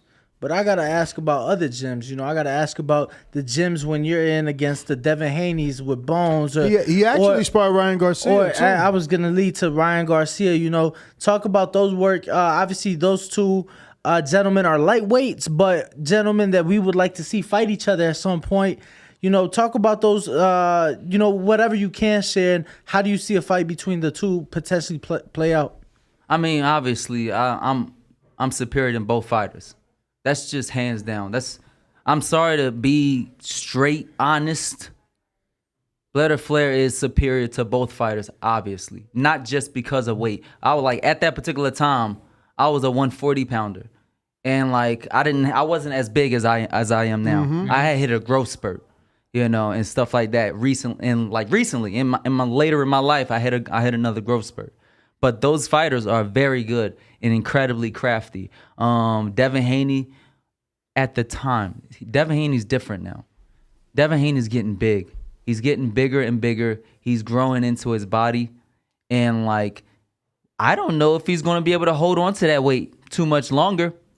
And not only that, when your body starts to mature, he can't do the things that he used to do. Run around, move around, and kind of just be this puff of air until you kind of got tired of chasing his ass down, and then he finally throws on, piles on a couple punches to win rounds. And that he can't really do that. That last fight was rough for him. With JoJo? Yes. You think so? I was right there, fucking front row and center, man. I was literally front row, looking at that fight So do you feel that was a tougher fight than the Linares fight for him? Absolutely. Really? Absolutely. See, when I saw that fight, it was such a crazy toss up because the thing is, right, when Devin Haney's moving, he's kind of winning the rounds, but it's still competitive. But the thing is, the way JoJo's boxing, the moment he traps Devin Haney, it's an ass whooping. It's not even close. It's a fucking ass whooping. He's getting his ass beat, by the way he gets him into the corner, trap, done, ass whooping, and then he gets out and they separate, and then Devin Haney has to like float on, skate on ice, and then slowly but surely, JoJo traps him again, ass whooping. And it's like the rounds where JoJo was winning, they were completely one-sided.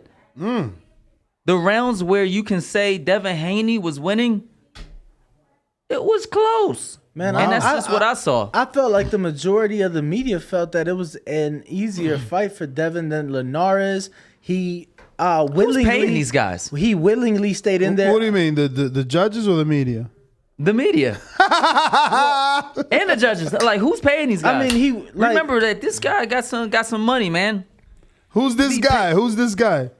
My boy Devin Haney. So Devin's paying the media? Devin Haney, his father, they're very good businessmen, and they work their way through boxing incredibly. Wait a minute. Like, honestly, I wish I was them. I wish I had an easy go, But that's just being realistic, You think Devin had an easy go? He started his career in Mexico at 17, and he didn't start his career in Mexico. I mean, outside of the amateur career, yeah. He turned pro in Mexico. Going to Mexico for, like, these quick little smoker fights. Nah, it was like 17 fights, wasn't it? I don't know if 11? it was 11? Yeah, I wish I wish I was able to pay for those fights, because, like, those fights are like those quick little easy fights that you just trying to pat your record. Yeah, but just 17 years old. 17, 18. Like, most fighters aren't even pro yet. What? No. Oh, like, wow. when you got skills, and like you have enough backing behind you, yeah, you might be 17, and no, you might not have devastating power. I mean, look, Devin Haney's never been that power puncher. But one thing that we know for sure, he can stay safe. They trained him to be a defense first fighter. So when you put somebody like that in a ring with somebody that just don't know how to box, or just flat-footed and really, that's really going in there to lose, obviously I will put my son in there too if he was Devin Haney. Like, oh yeah, it's time for you to go. Like you already sparred all the top professional fighters. So like, yeah, let's just go ahead and let's see what you can do. I mean, obviously, slowing it down. Obviously, like, most of his career was padded with easy fights, but once that happens, once you go up the rankings and start So Mason Menard was easy. Huh? Mason Menard, that was easy fight. Common opponent with Teofimo Lopez. Every opponent now with Devin Haney name on it would be an easy fight. Like, even a JoJo Diaz. But because you think he's skilled, then. One, yes, he's incredibly skilled. Okay. Two, they're calculative. They know exactly what type of a fighter to put him in there with and what it's going to look like. They're not playing a numbers game, whereas though, okay, the chances, no, they don't play by chance. But they were chasing Vasil. They were chasing Vasil. They were chasing Teofimo. Now they're chasing Camboso. Those aren't guaranteed wins. Those are the top guys. No, but look, it's kind of cool to call somebody out that really not paying you no mind. Lomachenko, he's not paying Devin Haney no mind. But right now, I would actually like to see it now. Well, that's the fight I feel like should happen, because I feel like he was paying no mind, because him and his team decided to take franchise. They went down to the WBC convention, like, you know what? Instead of fighting him, let's get this franchise belt. You could, he was already interim at the time. You could make him the champion. We'll take the franchise. Wouldn't you say because that they were thinking about him because they chose to not take the fight with him? No. Lomachenko, especially at that particular time, is next level. He don't got time to be dealing with somebody with a fucking overly padded record that's too young to even be in his presence. But he was the mandatory. He was next up. From what? From what? What did he fight? The WBC. He was in a tournament. This is something that a lot of people don't see. At what time did these young fighters actually get put in a position where, as though, let's say it's even a 50-50 fight. Mm-hmm. is it really a 50-50 fight? Have they ever been in a 50-50 fight? I hate the fact that like we would have fighters that's like highly ranked that didn't fight anybody that was actually at the top 10 ranking. How? You know, you're talking about like people like, I hate bringing up Ennis because Ennis is a good fighter. You know what I mean? He is a good boxer. He's a good boxer that definitely deserves an ass whooping from Blair Flair. But like, just to be fucking straight honest, you're gonna make me spit up my little energy drink here. At what place did this man actually fight a top 10 fighter to be placed at top 10? We talk about Virgil. We talk about Conor Benn. All these young fighters, and I don't want to talk bad about them. You know what I mean? But at the end of the day, who fought a real top 10, 147 fighter? That like don't talk about no goddamn guy that just happened to move up in weight from 140 that had really no business even being in a weight class anyways. You know, or somebody that took the money. You know, I like what you're saying. You know, they take the money. He's right. You know, listen, Sergey moved up. Delorme has been a title challenger for a long time, or a contender, whatever you want to call him. At 140. But that same question could be asked about you. Who is your top 10 win? That's the thing.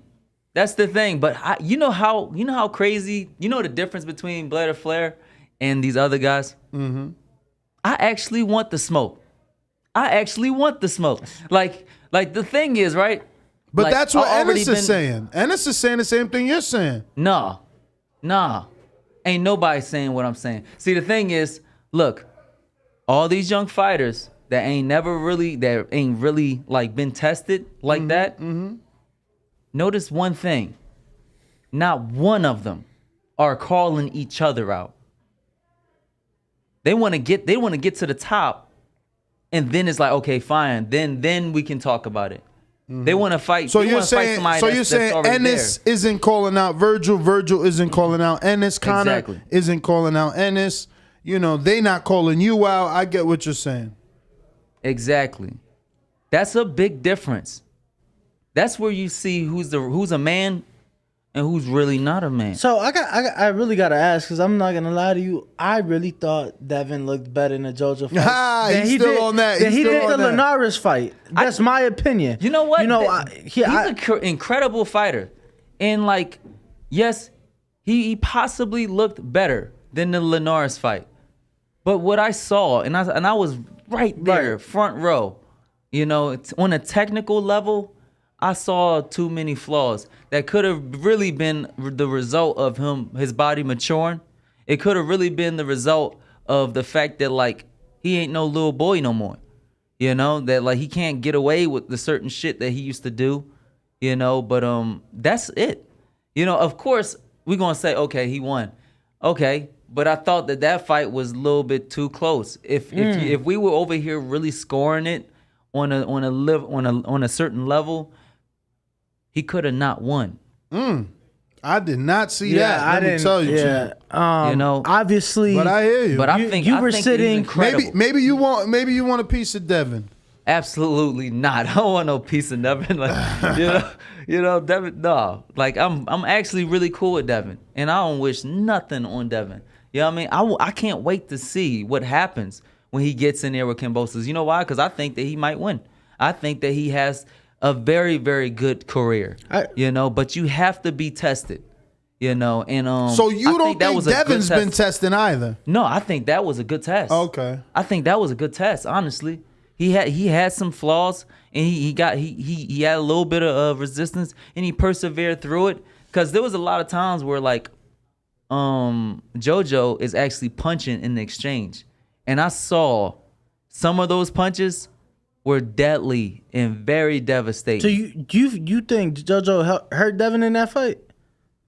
A little bit. Really? Not like, oh shit, he's gonna go out, but just a little bit, just enough to be like, okay, he's giving him a little bit of resistance. So I mean, back to the, which means he's better than what people I think. want to shift back to you, because are you with Golden Boy, or is it a working relationship? Well, I'm with Golden Boy right now, so like, you know, contract. Contracts is contract. So you're under contract with them. Yeah, until further notice. So why couldn't you get like Rashidi Ellis or Virgil Ortiz, even Alex Rocha maybe? Who else Golden Boy has over there that's a welterweight? Those are it? Not money. I wonder who wants to fight me. Like, I'm the one calling everybody out. Like, I don't give a shit. Like, I really don't give a shit. And that's a big difference when you got somebody like that because they're dangerous. So what's the plan though? Have they given you like some sort of trajectory? Because if guys don't want to fight you, I mean, it's their job to get you a fight. Yeah. And a top 10 fight, like you're saying, Absolutely. I would love any one of those guys. I think right now we're working on it. We're working on getting a big fight like that. And honestly, by big what fight, I wanted was Mikey. I really want Mikey Garcia. Like, I want that smoke like today, tomorrow, next week, anytime. You can call me like last minute. I can take that. Stuff like that. Because, he's a good fighter. And, like, everybody needs, I think, right now. But have they offered that name? Has that something they told you is a possibility? That was a possibility at one point. It was a possibility at one point. Adrien Broner was a possibility at one point. That's the big fight. That's the fight that's going to sell. Everybody wants to see that fight. You have two actual, like, real marketable showmen. You think Broner crosses that street, though? Absolutely. I think Broner crosses any street that allows him to get paid the most money and that brings him back into relevance. And he deserves it. He deserves to be back. Since we are obviously, here with Blair, got a super chat from Casual Bass Guy. Mm-hmm. He says, Blair, given the opportunity, would you take a title shot with Crawford or Spence first? Look, I can't take Spence serious right now at all. Why? Because Blair, why you wilding? We really don't know. He's a unified champ. Why? Why is he unified champ? Because he beat Porter. Shawn Porter. And how long ago was that? Colbert. How the fuck is he even keeping these belts? How? What you mean? Like, if you don't fight, he's never been inactive. He's never gone 12 months inactive. I mean, yes, he has. Well, part of it, yes, he did. He went 14 months, but part of it was the car accident. But another part was the pandemic. I mean, you were inactive longer. If you want to, Yeah, but definitely. I mean, he obviously got an extension because he defended his mandatory with Danny Garcia for the WBC. Right, and then obviously How did you think about that fight? What are you guys' thoughts on that? I mean, Danny doesn't let his hands go these days, man. It's been a long time since he stopped letting his hands go. He reminds me of Adrien Broner right now. They're more defense than offense. He got comfortable. Mm-hmm. Yeah, the money. We were talking about that with Paulie. You get to it's not necessarily just money, but it's like you said, comfort. You get to a certain level in your career, and you just stop taking risks. You got a family at home. You got business. Yeah. So Blair, I mean, with your comments saying you can't take Spence serious, what do you say to the fan that says, well, Spence's resume at 147 is way superior to Terrence Crawford's? No. You think Crawford has a better resume at 47? No, absolutely not. But the thing is, right, what we're looking at is, like, we don't know really where Errol Spence really lands, where he stands. Let's just put it like this. Why did that Manny Pacquiao fight not happen? The Tex Ragnar. Well, no. Okay, hold up. Now, you said the Tex Ragnar. No. His timeline is wrong. Timeline is wrong. Pacquiao didn't want the smoke. Think about it. Errol beat Mikey Garcia. I was there, 48,000 people. He's not injured. Pacquiao gets in the ring. No retina. Floyd is there. Pacquiao's there. Everyone's in the ring. Pacquiao, I'll see. He didn't want to fight. He got called out right there in front of Floyd, in front of everybody. He stepped into the ring. He didn't want that Errol Spence fight. And he obviously chose... I doubt that. Bro, he obviously chose not to fight Errol. Think about... Just check. Nah. Let's check the timeline. I was actually in the camp timeline with Pacquiao. Mm-hmm. Getting ready for Spence. Mm-hmm. And why didn't he take it? He did take it. They were already signed. He's talking. He signed up. He's talking August last year. Blair is when obviously the fight was announced and official. Yeah, but I'm talking about look. I'm talking about 2019. 2019 is when he was supposed to take the fight. March 16, 2019. You know, Mikey lost to Errol. Errol is in the ring. Floyd is in the ring. Pacquiao gets in the ring. Porter goes on to fight. Errol goes on to fight Porter and Danny. Then there was rumor that he was gonna fight Pacquiao.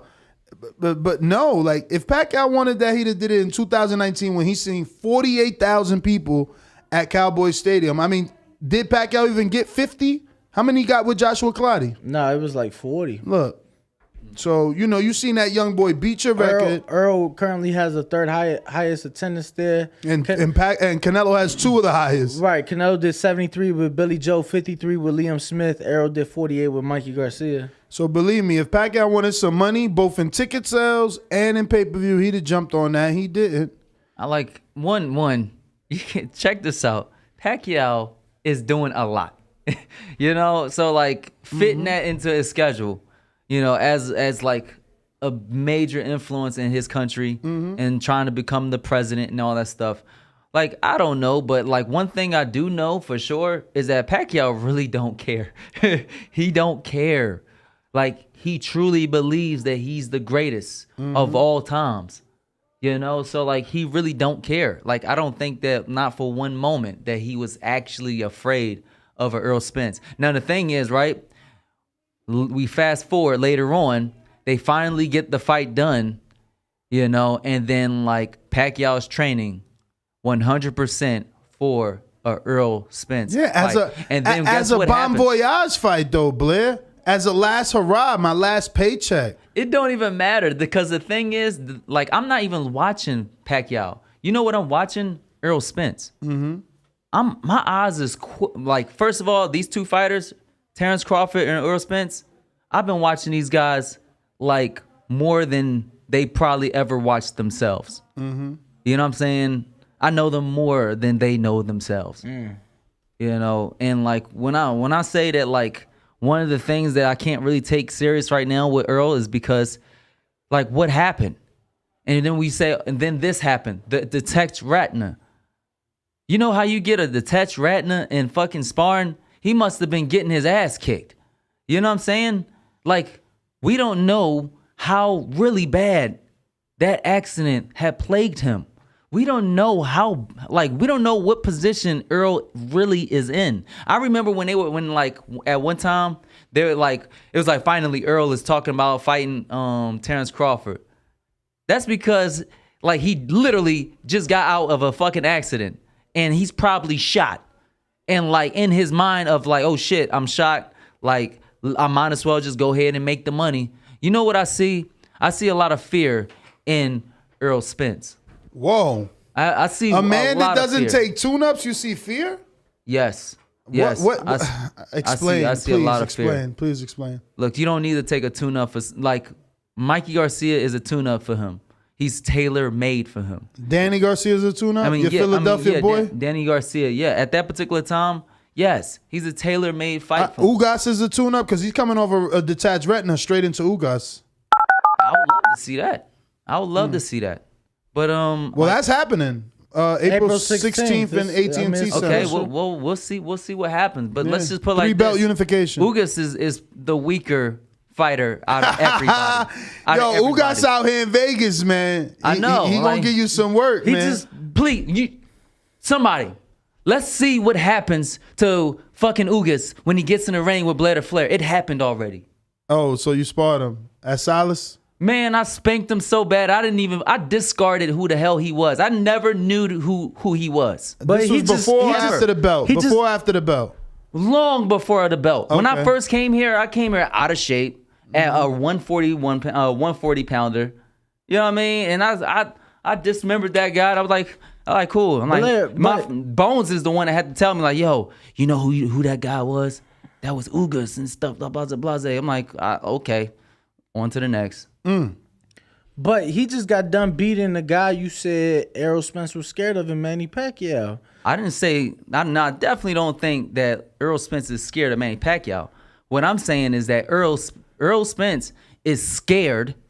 I'm calling scared, God damn it. He's scared of Terrence Crawford. Why? Because that's a real fight. But why do you believe that? Because he's the one unifying, like he's doing all the heavy lifting according to him. Doing all the heavy lifting. He's picking up all the belts. He's like Thanos out in these streets. Terrence Crawford would easily dismember every single fighter that Errol Spence did. But he isn't though. But he isn't. He's not getting those fights. It's Earl doing all the heavy lifting. I know, because they got this whole thing where they want to invite politics and ratings and this and that in the whole realm of boxing as a sport. Mm-hmm. Now it just got to a point where I'm like, you know what? Fuck a sport. You know what I mean? I'm going on the entertainment side. Mm-hmm. Because one thing for sure, like Errol Spence and Terrence Crawford don't even have shit against me when it comes to entertainment value, which means that I'm going after the people that don't even know boxing on top of the boxing fans. Mm-hmm. Now, the thing is, Errol, we can talk about Terrence Crawford. I guarantee you 100%. I banked this even with God. You know what I mean? He loses against Blair Flair.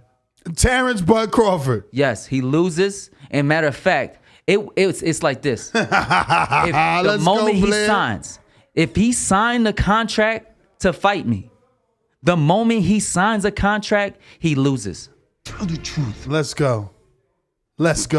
But he needs a fight, and you ain't got to fight. Is that the big fight? And he's a free agent. Is that the big fight? Fight me. Is that the big fight? I dare you, because you're definitely going to lose your title. And then finally, because let's put it like this. Yo. I studied Crawford so much, to such a degree, that there's it's not going to be the only person that's going to be surprised in that fight. I'm not even going to be smiling. The betting line's going to be surprised. Come on, man. Oh yeah, I'm going to bet everything. I'm going to be super rich. I'm putting a couple mil on me. Cause that would be great. I might as well walk away with 100 mil. But let's just put it like this. If he fought me, and I dare you. I dare Terrence Crawford fight. Somebody fight me.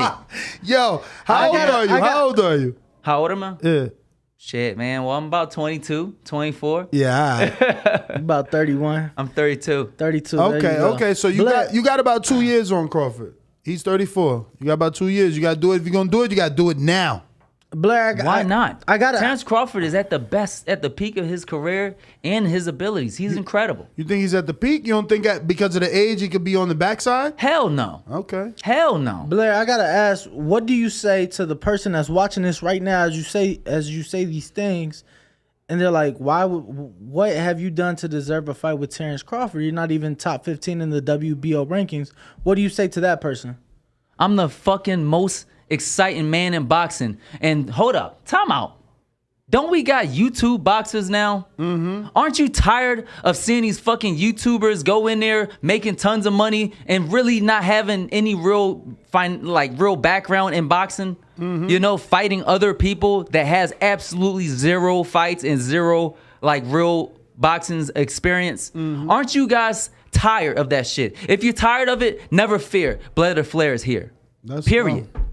What more do you want than the next big attraction in boxing? I don't understand, honestly, Blair. I ain't trying to beat a dead horse, but I don't understand what's up with Golden Boy and you, because I think you're marketable. I think you go above and beyond to sell yourself.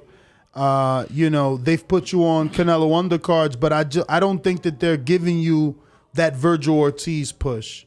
Or why would they give me Virgil Ortiz? If Virgil Ortiz is the thing that's holding their fucking promotion together. I don't mean give you him as an opponent. I mean, I don't think they're investing time and money into you the way that they're investing time and money into him. Of course.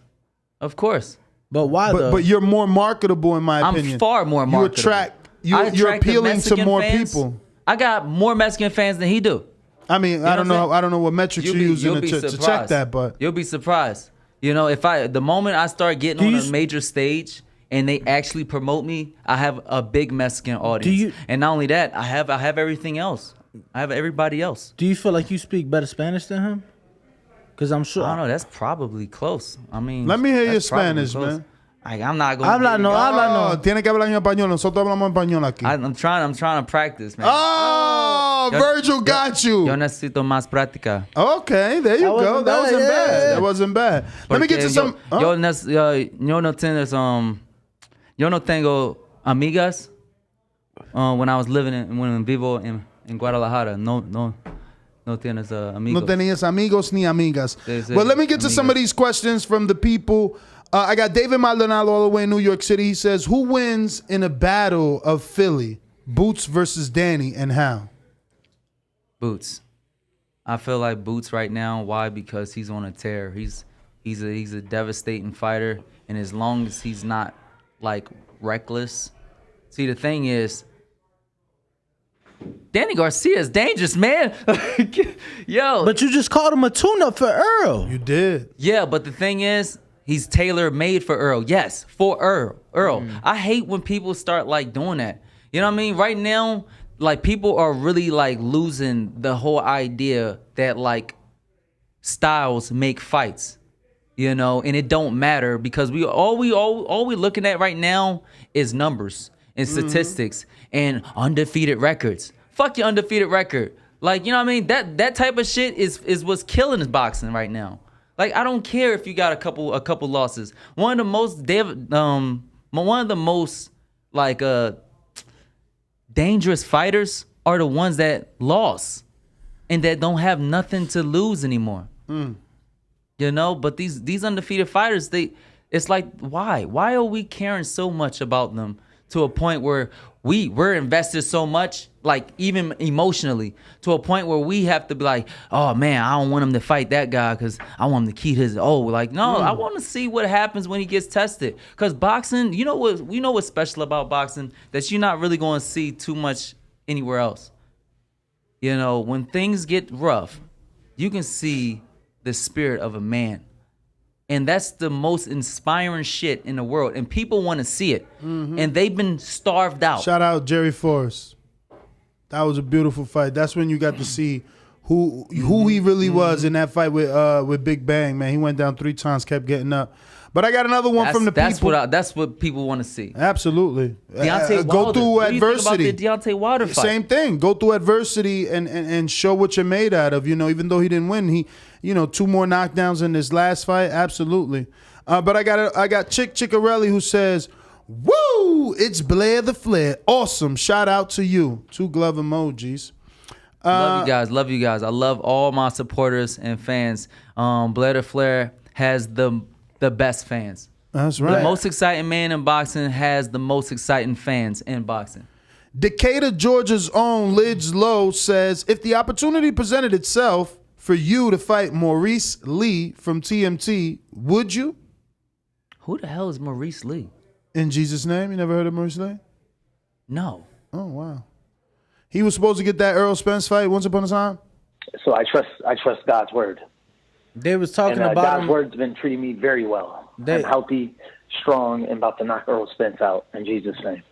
They was talking about him. Southpaw. I think Floyd sparred with him and stuff like that. Yeah, they was talking about him for. I can't take any of those people in Floyd Mayweather's gym serious. You don't take a lot of people serious from what we're hearing today. No, like Boots ain't serious. Earl ain't serious. Floyd Mayweather ain't serious. Earl is serious, but like I can't take him too serious until I see how what's the damage like. Is he really good? But we've been waiting to see damage from like the first accident, and it ain't there. He keeps showing you it ain't no damage. I don't know, man. Like, dude, he got a detached retina. That's why he couldn't fight Manny Pacquiao. So right now you just said that. Should he keep his belts? I mean, he about to fight Ugas. Okay. Another unification. Okay, let's see what happens. After that, maybe I'll be like, okay, this dude is serious. I got Andre Brown that says, word around town is that Boots got the best of you in sparring some time ago. Can you tell us how that sparring was?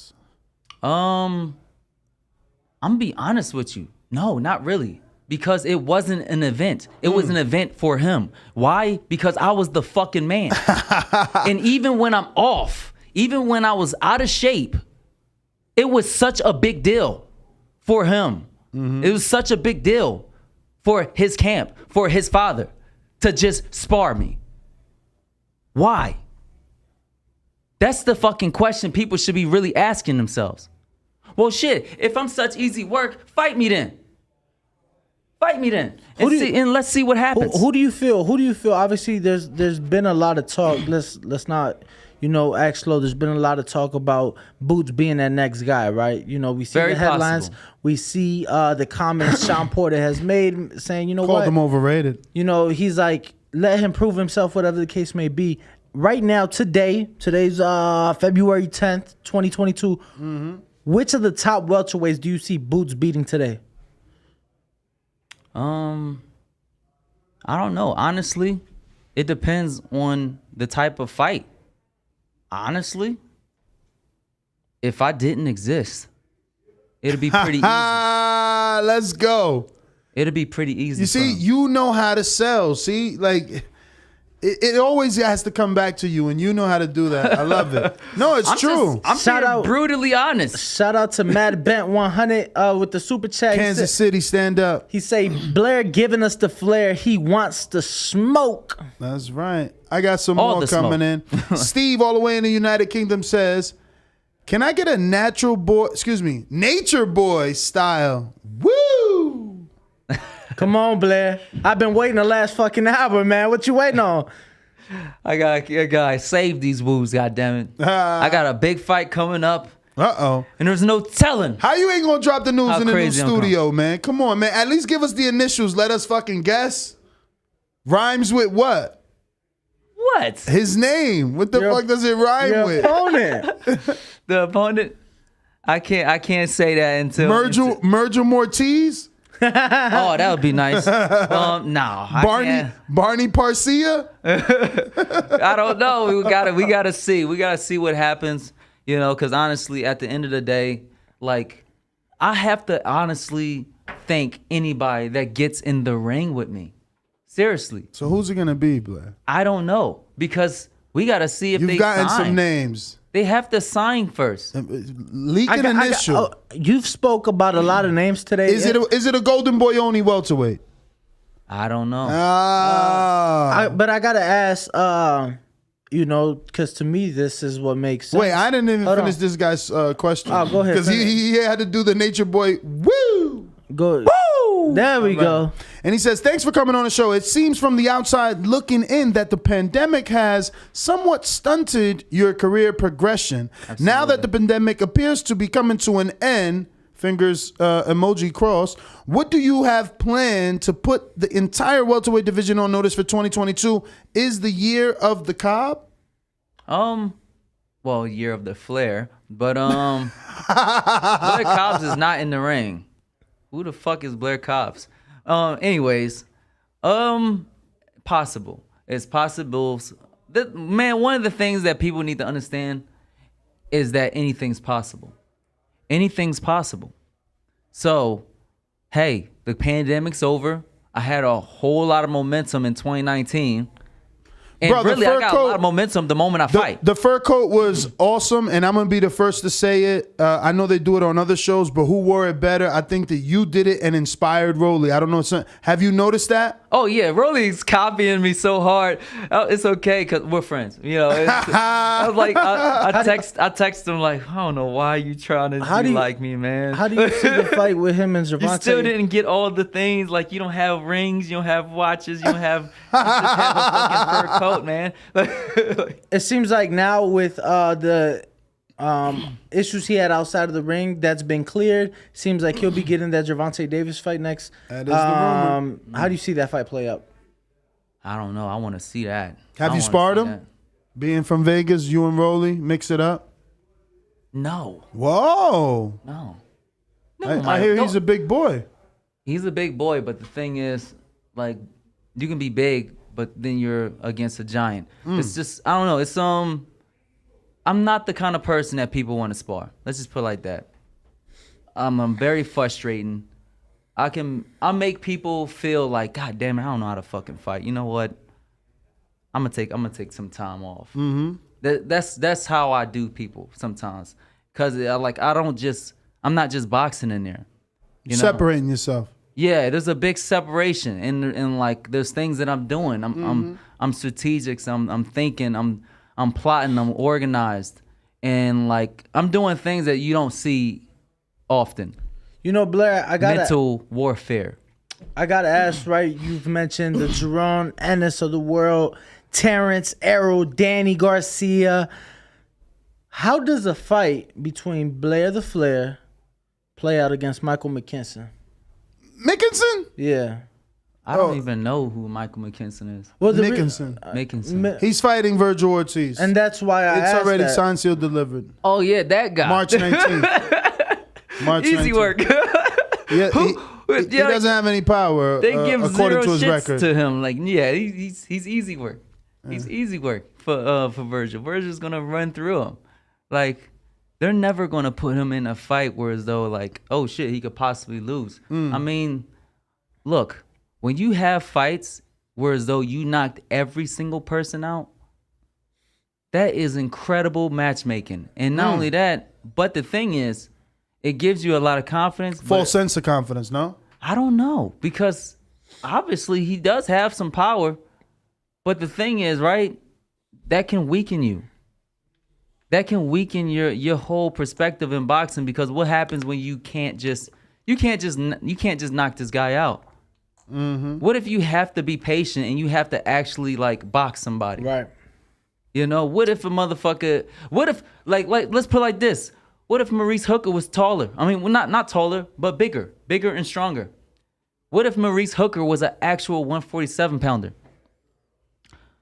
What would happen if Maurice Hooker actually went in there believing that he could fight? I mean, but he fought Kavalauskas. That's a real 147 pounder, and that was a good fight. Tailor-made, though. Common opponent with Terrence Crawford. He put Crawford down. Most people... But is he Crawford? See, the thing is, a lot of people are just judging people off of, like, who they fought. That's common. But, like, you got to judge people for, like, what they are. What's your... for somebody like Virgil Ortiz, you have to think about it. And I'm not down in Virgil. I think that he's a terrific fighter. Honestly, I think all of these young fighters are terrific fighters.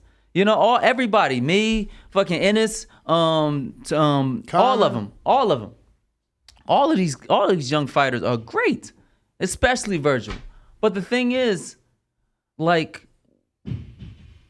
what do you think? Do you think that Virgil Ortiz is flawless to such a level where as though like there's certain fighters that wouldn't give him a run for his money? Like what do you think? What do you really think somebody like Virgil getting in there where Terrence Crawford really looked like? Honestly, I mean, his style could cause some problems for Crawford, I think. I mean, you know, obviously you're always going to give some benefit of the doubt to that Mexican style. Plus, he's not traditional Mexican. He's a little straighter. He comes down the pipe, you know. That's not going to work. He's got youth. That's not going to work. You can't, like, you think that you just going to just run straight into Terrence Crawford. No, that's not going to work. You're not going to just walk straight into Crawford, you know, and expect good results. You know, what other options do we have? Yes, he's explosive, but are those punches that uncommon to a point where you couldn't figure out what's going on with him? What happens when you make him stumble over himself a little bit? Because Terrence Crawford's going to do that with his feet. He's going to fight you with his feet. Right. You know, if you have such a high guard because you don't want to get hit in the face and you don't really have the kind of reflexes to get out of the way of shots. Mm-hmm. Don't you think that like stops like what you can actually see? You know, like what happens when he gets hurt to the body? What happens when he actually gets hurt to the head and is in there with somebody that knows how to shut him down? That's not afraid of his power because he's not landing. Well, I got James Valdez in San Antonio, Texas. This says, Blair, Bud versus Spence. Who wins and how? Again, I really don't know what Spence have until left. After this Ugas fight. Yeah, I would love to see where he really stand. Mm-hmm. You know, and lots of we're gonna see.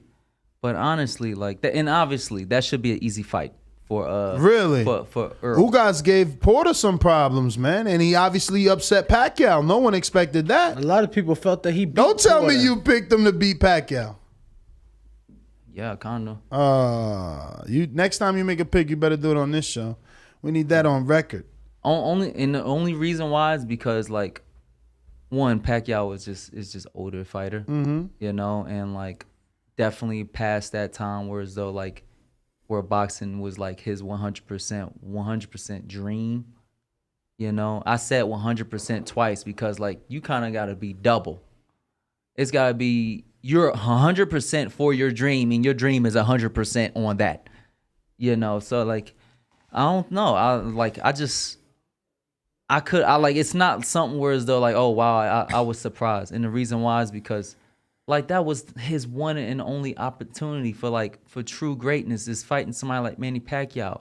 If anybody steps in the ring with Manny Pacquiao, that's legendary for them. That's everything. Yes. Like, but I he would die. But you got to you got to rise to that occasion, and he did it. You know, you got to give him credit for I doing give him it. 100% credit, and like he's an incredible fighter. I mean, he's doing really good, and you know what?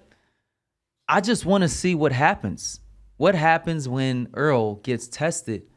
You know, like you don't feel like he's been tested already? I just want like after this crash. Oh, after the injury and everything. After the injuries, and then like he even got injuries in camp. Like we got to really start thinking about like, well, shit, is he gonna be even okay for this fight? Is he gonna make it through training camp? It's like I don't know, but the best of Errol Spence versus the best of Terrence Crawford. Who do I think wins? Crawford. So let me ask you this before you give your reason why. In what fight do you think Bud was his best, and in what fight do you think we saw the best of Errol Spence? Honestly, I think that like they both look the same in every single fight. They literally put their best performance in every single fight. So like let's put it like this. The last fight for Errol Spence was Danny Garcia. I didn't really watch that fight, but every fight before that was the best fight I've ever seen of him. It was like every single fight he was either better or just as good. And one of the best fights I've seen him in was against Shawn Porter, obviously.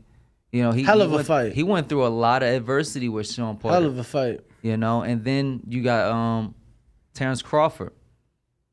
He went through a lot of adversity with the same fighter, putting out the exact same stuff. You know, but there's just a major difference were you there for that one, for the Porter Crawford? Yeah, I was there. What'd you make of the stoppage? I'm just curious. Oh man, I didn't like it. Okay. I didn't like it at all. Okay. Yeah, I didn't like that. I think that's all I could just say at this point. Like I didn't like the stoppage. Okay. I got a few more questions. It's not like he was gonna win. You know, it was a very easy fight when I saw it. Terrence Crawford is a fighter that's in game. So what'd you make of, because you just said it wasn't like Shawn was gonna win. What'd you make, obviously going into that final round, he was being told, Crawford that he's down. He's down on the cards. He should be, because he probably was, honestly. So why would you say that Porter had no chance of winning, or that he wasn't gonna win? Reason why I said that Porter wasn't gonna win is because his brain checked out. Okay. I'm watching these people like a hawk. So what is it that you saw in that fight where you're like, yo, like he's mentally checked out of this fight? Okay. Like a little over past the half point of the fight, what do you see? You see Terrence Crawford landing more shots. Yeah. Landing uppercuts, landing things. Why? Why is it? It's because what ends up happening is that Porter ended up reverting back to his old style and his old way of thinking. When he gets tired, mentally fatigued, he goes back into like this way of thinking, whereas though he's a fucking football player. And like, you know what he wants to do? Just bulldoze through. Like, don't think, just bulldoze through. Now, earlier into the fight, because he has more ability than Terrence Crawford, it's very easy to have more ability than Terrence Crawford. I'm far superior to Terrence Crawford in ability. You get what I'm saying? But you cannot beat a Terrence Crawford when you are going on autopilot. He went on autopilot around like the 7th round, you know what I mean, completely, and ended up running into really bad shots and getting hurt consistently, and that's because his brain checked out. His brain checked out. People forget this. And I hate even teaching people this shit because like it's one of my biggest secret weapons. Yeah, you have physical endurance. You have mental endurance. Cause you can get mentally fatigued in there. If you don't ain't on your shit, you can lose it. And like that's kind of like how Terrence Crawford beats these guys. He beats them because they get mentally fatigued. It's not like, why you think he's losing early in the fights? Because they're on their game, they're watching, they're on the game, and they're getting it. So then next thing you know it, they're not on their game. You don't believe in when they say fighters take a couple rounds to figure figure you out, adjust, kind of learn tendencies. We hear it all the time with Canelo. We've seen Canelo, down early on the cards. We saw it Amir Khan, obviously Billy Joe Saunders. People say these things. Do you feel that maybe that's the case? Take a few rounds to figure you out, right? With Terrence Bud Crawford, do you think that is the case with him? Oh yeah, of course. But like the case is this: he has the mental stamina to do that. Canelo has the mental stamina to do that. He slows the pace down to such a level where he's able to take inventory of every move. Every move you make, every time you try to do something a little off, he'll remember it. He'll remember your movements. Okay, what happens when he goes this way? What happens when he goes that way? What happens when I throw a body shot? I'm going to throw a body shot. I'm going to throw a body shot. Matter of fact, now let's see what happens when I'm going to throw a body shot. But no, it's not that he's just coming over the top. He just changed the trajectory of the punch, but it's the exact same movement. It's the same movement as if he's throwing a body shot. No, absolutely. He learns how to beat these guys that have these fast eyes, fighting these guys from Philly. The Ennis brothers and all them Philly fighters, he brought them into camp to learn how to fight them. I know how to beat these guys. That's why I call out Ennis. I'm going to be able to trick him, break him down, and then on top of that, he ain't going to have the fucking mental fortitude or the gumption to like survive. He's going to have to doubt himself every step of the way. It ain't going to be no lucky like knockdown. Even if he did, the worst thing that's going to happen is me getting up. Because then it's like, oh shit, now I've really got to fight on my hands. Blair, let me get to some of these questions. Mr. Adore says, why has Golden Boy kept the most entertaining man in boxing on the shelf so long? That is a question that a lot of fans, a lot of people in boxing have been asking. And they want answers. So what's the answer? And the thing is, it's not up to me to answer those questions. That's actually pointed at Golden Boy. So how much longer do you have left in this contract? I can't really disclose contracts. But the length of it, the time, how many fights? Well, we gotta see what happened this year. And let's see what happened this year. And honestly, like my job is just to focus on each fight. Stay active, stay loving the sport, stay having passion for boxing. That stuff. But how could you with the time off that they're keeping you out of the ring? I mean, you gotta get frustrated. Of course, I'm frustrated all the time. And like that's the thing. You have to believe in God, man. Mm-hmm. A lot of people don't believe in God. That's why they don't want to fucking take no goddamn chances. They don't want to take no damn chances. I can't risk it. I can't risk it. Motherfucker, believe in God and just know that he got your back. Like, oh no, I'm cool. Like, I'm cool. I got Jesus. Who do you got? You know what I'm saying? At the end of the day, and like that's just how it is. And like, you know, right now I have to stay mentally tough and endure and survive these long layoffs. It's hard, especially when there's no money, there's no finances, and all these things is going on. You know what I'm saying? You got baby mamas, you got baby mama drama, then you got heartbreak, you got this and that, then you got don't even let me get started with the whatever trauma that you have going on as far as depression. I've gone through plenty of depression. You know? So wait, so Blair the Flair has a son out there? Absolutely. I have one son and one daughter. Okay. I got another one coming from Baltimore. The best dad ever says, who is the best lightweight in your eyes? Oh man. Well, I've been learning a lot from Roberto Duran, honestly. So that might be one of my favorites. You know, right now. I think they meant active. Oh, active? Oh shit. You talking about like the Ryan Garcias and everybody? Cambosos, Haney, Gervonta. Well, that's an easy no-brainer. Lomachenko is hands down the best. What happens if Lomachenko gets in there again with Teofimo? He loses. That's why that's the worst thing that could ever happen to him. What happens when Lomachenko gets in there with Tank? He loses. He loses bad. He's never going to be able to keep up with him. Matter of fact, he's going to get tired again, pity pat to death, and possibly retire from boxing. Talking about Gervonta? Yes. You know, Gervonta don't have the mental fortitude to stand like an ass whooping for a long period of time. I've seen him quit. Things like that can happen when you are a little bit, like we call it, that thing that children get. You know, they get spoiled. You get a little bit spoiled, and he's a little bit spoiled. He's not making weight anymore. What the fuck is wrong with that?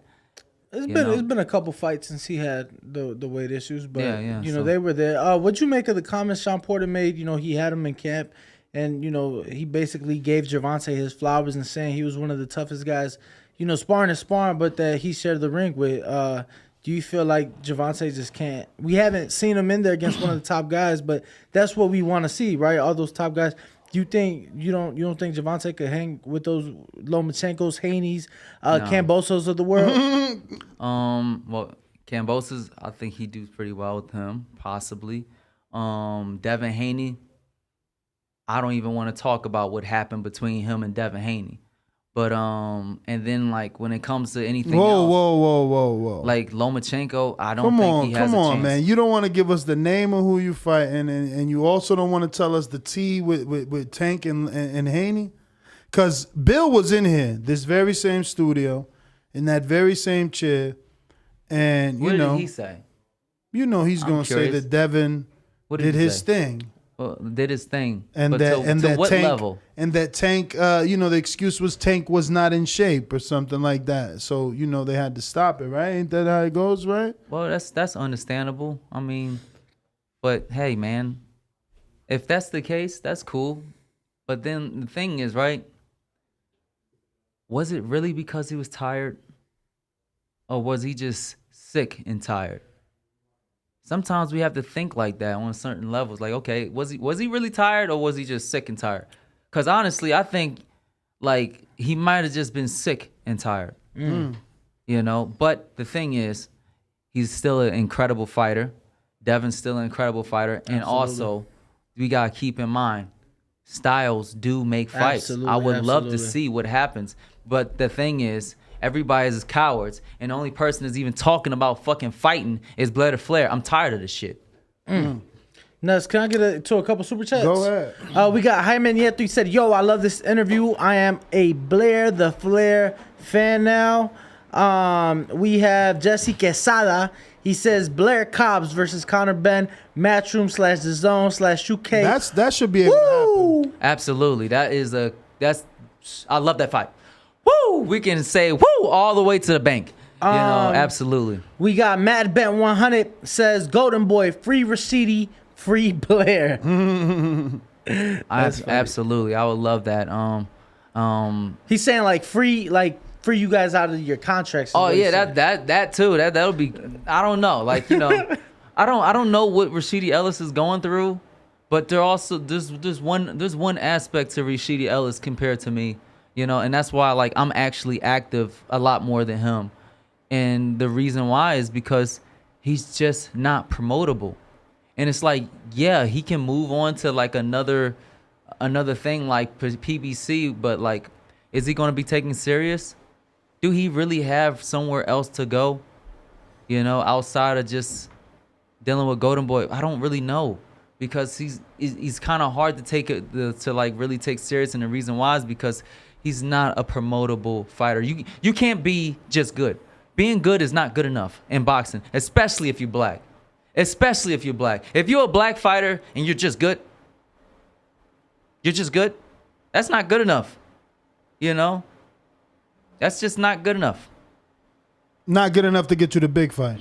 Absolutely not. He's like, absolutely not. It's just not good enough. It's not good enough to get you the big fight at all. Ness, you got more questions? Certainly have more questions. Hold up, time out. Like you guys are reading off the comments and all that? Nah, we got a specific post. We let our listeners know you were gonna be on. Okay, so hold up, but like, some of them are super chats though. He's doing like live super chats. Give me some of the bad shit. Okay, all right. So we got Mr. Stelia Chin. Where he from? Baltimore. We got Mr. Stelia Chin. He said we from Philly. He being you, of course. Now ask him what happened to Devin when he came to the first sparring in Baltimore. He says Rolly 2.0. I listened to this clown enough. They calling you Rolly 2.0 out in these Rolly streets. 2.0. Hold up, what? Yeah, they calling you Rolly 2.0. But I don't get what he's saying though. Like he's talking about. You know they don't believe Rolly when he says he's gonna knock out Tank, and Tank is a dwarf. So they calling you Rolly 2.0. Like I guess they don't believe your story. Oh, that's interesting. I mean, but I'm the only person that's like, yeah, let's do it right now. I'm the only person that's even calling out such a person. When I got into his face and called him out, he couldn't look me in my eyes like this. He being Ennis. Let me do this. Let's say man to man, you talk to me. I think I was there. Wait, wasn't it at the Devin Haney fight? It was after Ennis fought. And I'm not going to lie, Blair, I'm looking at your post on your Instagram. You guys, your eyes, both you and Boots, your eyes seem to be locked in with each other. It seems like you guys are looking. No, like look, the only reason why he finally wants to fucking have the gumpture and the courage to fucking look me in my eyes is once everybody starts to like crowd around, But like in the very beginning, he ain't about that. He ain't about that. You know what I mean? Like that's some soft ass shit. Look, you see, I look him in his face, and like I'm waiting to catch that eye contact. Good fight, champ. And you remember me? Yep, yeah, Blair. The moment he saw me. He deflated. You think so? Absolutely. And then, good fight, champ. Blair, you're gonna have to see this man. You've been talking a lot about Ennis, man. He gonna come looking for you one of these days. Well, the thing is this, man. He just said after the whole shit, right? Mm-hmm. And he's looking like we finally fucking talking and everything, and like, look, when I'm looking straight at him. What's good? Oh, now you know what's going to happen. Yo, I need some help. Yo, there's levels to this, right? Yeah, there's levels. See, I was there. There's levels to this, right? So did you guys have two run-ins? Because I know after he fought, you guys had that run-in. Yeah. Did you guys have another run-in? Because he keeps saying you guys had a run-in at the Devin Haney fight against JoJo. It was somewhere else. It was somewhere else. I never saw him again. Oh, yeah. Because I will make it a spectacle. Yeah, it was after he fought Delorme. So we got another super chat from Mr. Stelia Chin. Once again, he said, Tank sleeps you. Boots sleeps you. Bud puts you in a coffin. Errol puts you in a car wreck. Clown. Shit. Damn. Hard. You wanted hard. And I'm the only one calling these guys out, man. You know, it's funny. Well, the thing is, that's kind of cool. I like that. I like that. I got some nice ones here. Can you ask him to put a boo in the comments too? Like, please put boo. Like with like at least 6 O's. Well, they hear you. So perfect. I got more super chats. So you got go. All right, go. Matter of fact, I'm gonna what's his name again? Mr. Steal Your Chin. Mr. Steal Your Chin. Perfect. I'm gonna fucking spam his ass. I'm in love with him. We got the heavy-handed edition with a super chat. He says new Blair Cops fan. We got Kai. He says, what's the truth behind you and Boots sparring sessions? And his senior said you ran out the ring. Damn, ran out? Ran out? Because you keep saying you don't remember, but they remember, obviously. Ran out? Ran out. They say you ran out, man. That's interesting. That's really interesting. Who's got the tape, man? Did they record it? Damn recorded? No. It's always tape. Somebody always recording. I don't know. Somebody always got the recording. The whole thing is this, man. A guy is out of shape and really frustrated. And not only that, haven't even sparred. Nobody wants to spar me until like I'm off. Yeah. And then I get back in and then like, oh, you know what? No, I'm cool. Like let me wait you out a couple, like 2 or 3 more months. You know, while you're still off. Yeah. You know, you're not really in the gym. So anymore. he caught you at the right time. You wasn't in shape. He caught me at the right time. And the thing is, they remember it. Mm-hmm. Why? Because that's probably his biggest achievement. Well, good. You fought me as a, like, you know what I mean, while I'm off on a big crazy ass layoff. You know what I'm saying? In Philadelphia. Let's see what happens. We got 2 more super chats. New York Bullet says Cobbs versus Thurman because they both can promote for sure. I do like that fight. That's the true fight. That's the true fight, man. I do like that fight. He'll run straight into punches. You definitely got the booze you were asking for. And Mr. Steal Your Chin with another super chat. Yes. He says, I don't want to hear you call nobody out. 32 with 16 fights. Your career's disappearing in front of your eyes. Damn, why so harsh? Damn, like I know. I think I love him though. Like, don't talk bad about him. Yo, I got some more over here. We got James Benitez that says, and he's from Alabama. Blair, thanks for coming on the show. But on this show, there's a lot of Devin Haney bias and an extreme fanfare from our hosts. I've been saying Devin a soft touch, has no power. We all know Devin can't make the weight and won't undispute 135. So can he compete at 140, 147, or does he lose and get knocked out by all the top 10 at 140? I don't think that Devin is an easy go for anybody, especially at 140. And I take him to like hell. If you can't make 135, and it sucks because you had all these fighters that's not fighting each other. They're not fighting each other. You know? There's just a whole lot of talk. And I respect Devin Haney more than I respect any of these other fucking fighters because they're all talking, but the only one that actually really want the smoke is Devin Haney. Period. You know, at the end of the day, Devin Haney's like, yo, I want the smoke. I want the smoke. He's the only one that even called out Lomachenko. Yeah, think about that shit. Because that says a lot. That says a lot, man. Nice going, Ness. A couple more super chats. Fucking Pop Smoke. We got rest in peace, Pop Smoke. And you know what? Before I continue with the super chats, I definitely want to send our love and prayers to Robert Easter Jr. Yes. You know, unfortunate situation that occurred. Very unfortunate. And thankfully he is still with us. You know, so our love and prayers definitely go out to E Bunny, and you know, hope to see a smooth and successful recovery, right? You know, this is obviously bigger than boxing. He posted in the hospital that he's doing better. Yeah, you know, so just our thoughts and love definitely go out to Robert Easter Jr.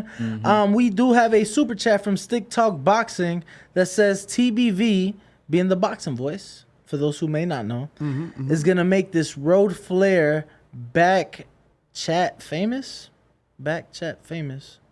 I don't get it. Well, thank you very much. It sounds like a positive thing, and that's great. I just want to hear more about this other guy. Who is the other guy? Mr. T. Mr. Steal Your Chin. I got somebody here for you in Florida. Jordan Baker. Jordan Baker says, the more you talk, the more you sound like a bullshitter.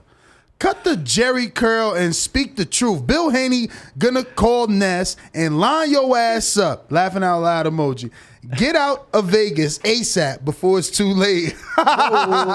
So Bill gonna be listening to the show like, yo, tell Blair we want some sparring. I don't do sparring, man. I'm a fighter. I fight for money. I don't like do sparring matches for pride. I do sparring matches to like help develop me for a fight, to get paid. You know, like that, like, and that's one thing that, like, I'm not over here trying to get rich and famous off of fucking sparring. I'm not over here trying to get rich and famous for being a social media influencer. Like, I don't give a shit. I'm the real deal. Shots fired at Ryan? No, I'm not shooting shots at Ryan, but like, I'm being 100% honest. You know what I'm saying? I'm not. There's no shortcuts. So it's not a shot; it's a fact at Ryan. Yeah, it's not. Yeah, I'm not shooting shots at nobody. I'm just laying it out there. Now, what I am doing is putting on big, exciting fights. What I am doing is being a very promotable fighter inside and outside the ring. You know what? People ain't doing enough. Well, shit. Like, you're not doing enough to be great. You're good. You're not great. You're not doing enough to be great. Well, Blair Flair is. Woo! We got another super chat. Jason says Blair needs to fight Conor Benn. I like that fight. I love that fight. I love that fight. And it should be makeable. It's on the same side, man. Absolutely. And I love the zone, and the zone loves me. That's the only reason why I'm still popping. You know, I like every major fight. It's not Golden Boy. It's the zone. You know, the zone, I very much appreciate the zone. And honestly, I appreciate everybody. I appreciate my team. You know, Prince Ranch is doing incredible things with incredible fighters like myself. Reese Arleen, too. We had him on earlier today. Shout out to Reese Arleen. Come on. That dude is a monster. I pick him to beat anybody. Anybody. Well, we got one more here from Brandon in Houston who says, with you being such a big wrestling fan, I'm sure you've seen the show The Dark Side of the Ring. Have you? You know, I've been living under a rock, but I'm definitely going to look up that. All right, well, the rest of this won't make sense because he said if you have creative control over a dark side of boxing, what would the topic be of your first episode? But you would have needed to watch the show, I guess. Well, that makes sense. Well, shit, my topic would be one. I'm pretty sure they're talking about what happened after their careers, after their luxurious careers, and what happened in between their careers. But I would love to talk about like the real fights that like had broke out in the midst of this entertainment. You saying fights inside or outside the ring? Inside the ring. Like people getting too serious about it. Okay. You know, you have people that's juiced up on steroids, some of them juiced up on steroids and this and that, and they go out to have a good day and whatever, you know, and then they kind of just like don't want to have a good day. I don't know. I would love to talk about that. I would love to talk about just the ins and outs of the politics and how we find these highly marketable wrestlers that can put on a big show and become the next mega superstar, like Stone Cold Steve Austin, like Ric Flair, like the Hulk, like Hulk, and all of these guys. It's a lot of them. Have you been able to get any sort of relationship with Ric Flair? Obviously, you know. I spoke to him a couple times. Okay. I spoke to him a couple times. Could we expect maybe a ring walk or something like that one of these days? Possibly. Okay. Possibly. We got another super chat from Mr. PBC. Devin the baby boy, 25 to life, wants too much money. Wants too much money, and when he fights, he's not the future of boxing. Not to be rude. Billy, shout out to Cobbs. What boxing needs. Okay. Hey man, that might be very much true. You know, if you keep Now, definitely, money is definitely part of everything, and definitely part of boxing. But if you hold money to a level where as though like it's more important than your career and it's more important than putting on a fight for fans to see something special, sometimes you're gonna have those guys where as though like, hey man, I'm worth more than what you're paying me. You know? I mean, he is going to Australia.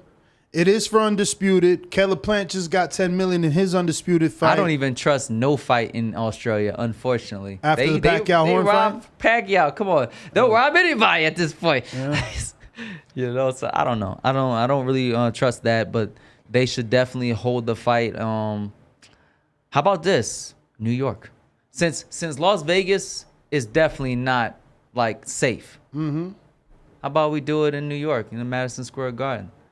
You know, I like that. That's an even field. Eddie Hearn also mentioned not that long ago that there was interest from Dubai, from the Middle East, and that they were interested in bringing it over there. I like that too. I love that too. Right? You know, no interested parties in that. Right? You know, I just don't like the timing of everything. Like we're not gonna be able to see that fight live. It's gonna be incredibly hard. And like we had those type of fights before, and they just didn't work out quite well for like just boxing fans. Period, all of them, because the only people that's there in Saudi Arabia is kings and queens of Saudi Arabia. You know what I mean? It's just it kind of hurts. Well, the whole thing. You know, sometimes. I think right now the Middle East, Dubai specifically, is obviously making the push for boxing. Pro Bellum, we've seen them host a few shows. A lot of fights. Since they're just getting started. I know they have the Coca-Cola Arena in the city of Dubai that holds about 20,000, which is similar to like the T-Mobile Arena, Madison Square Garden here. So you know, I think that it'd be more serious, more, you know, a lot more interest, and they could do what the UFC did during the pandemic, which they went to Fight Island. What I was gonna say, they went to Abu Dhabi, right, which is in the UAE, just like Dubai is. But their pay-per-views out there that they would host, they would do them Sunday morning, so it was still prime time here in America, still Saturday night.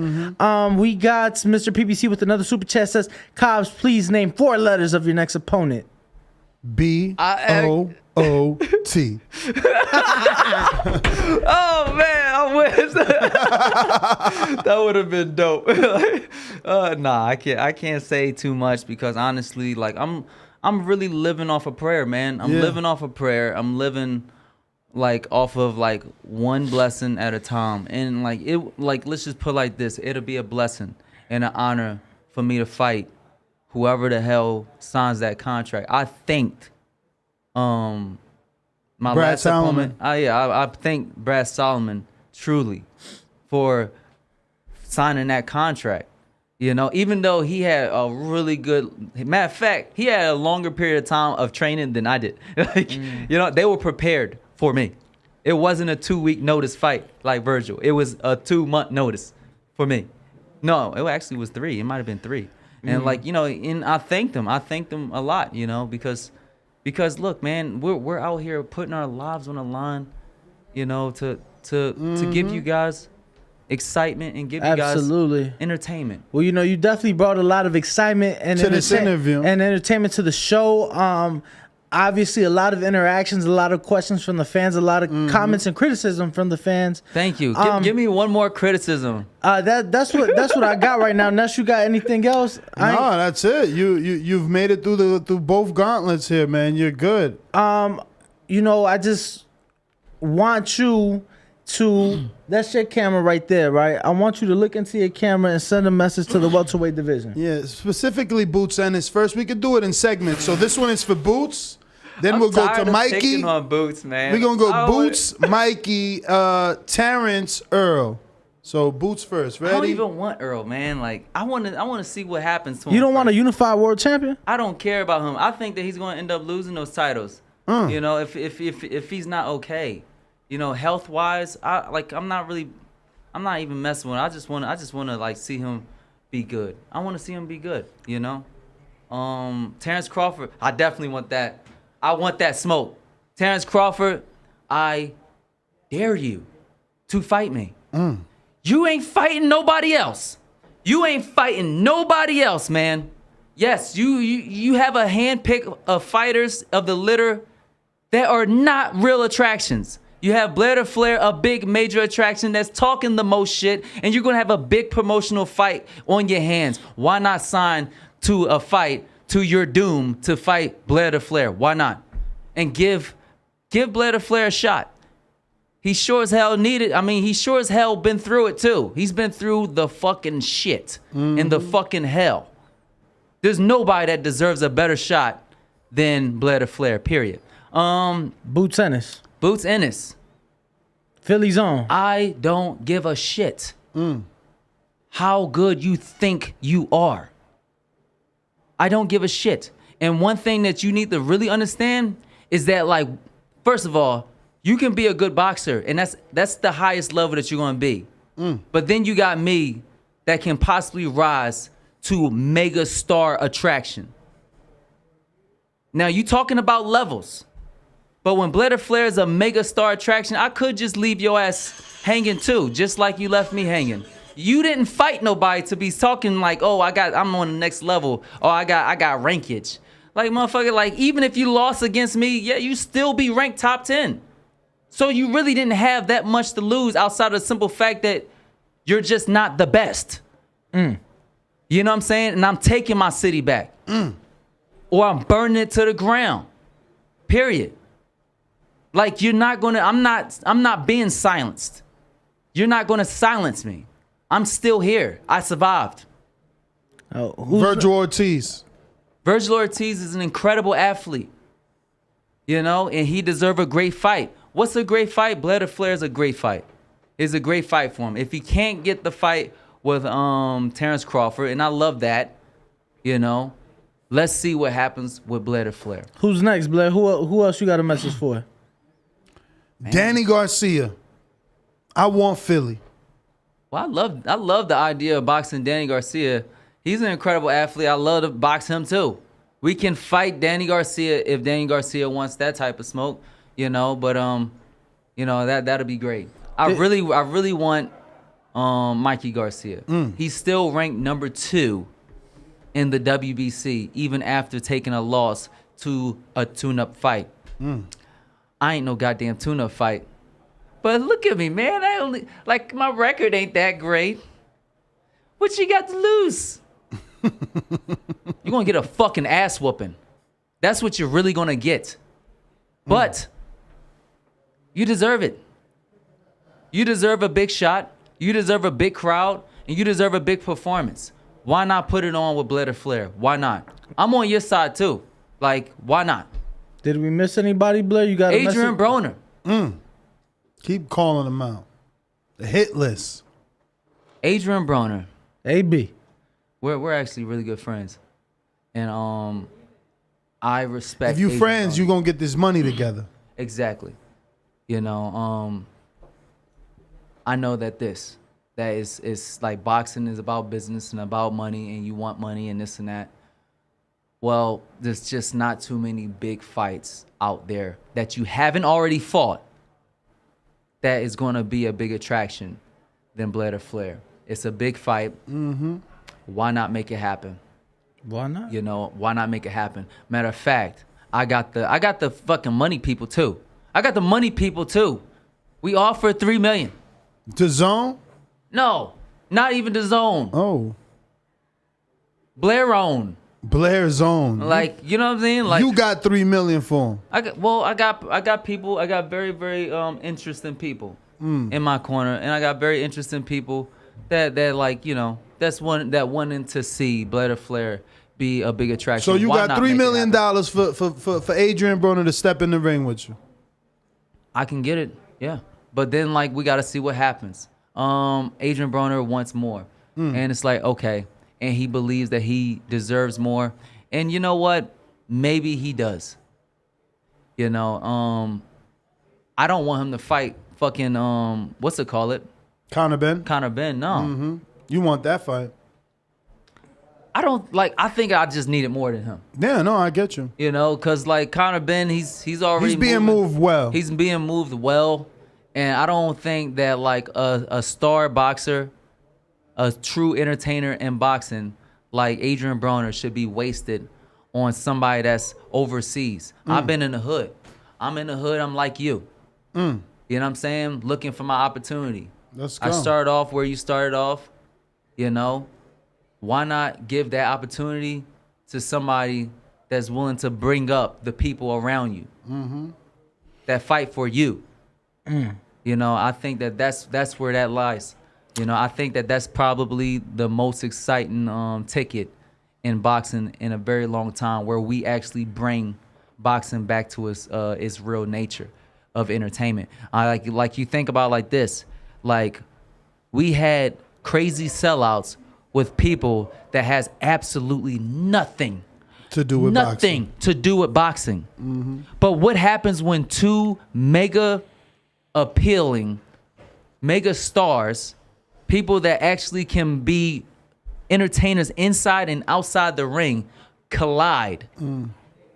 You have something special. You have a mega fight that like pulls people from all types of life into the boxing realm.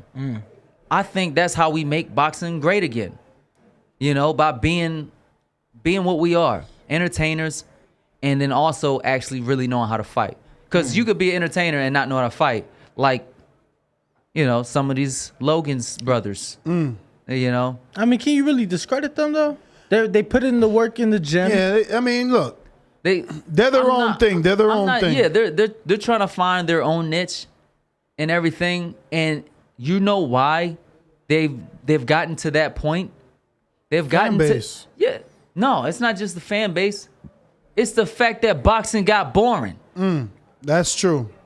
It's the fact that we have champions like Terrence Crawford that need to give it up. Oh, why does he got to give it up?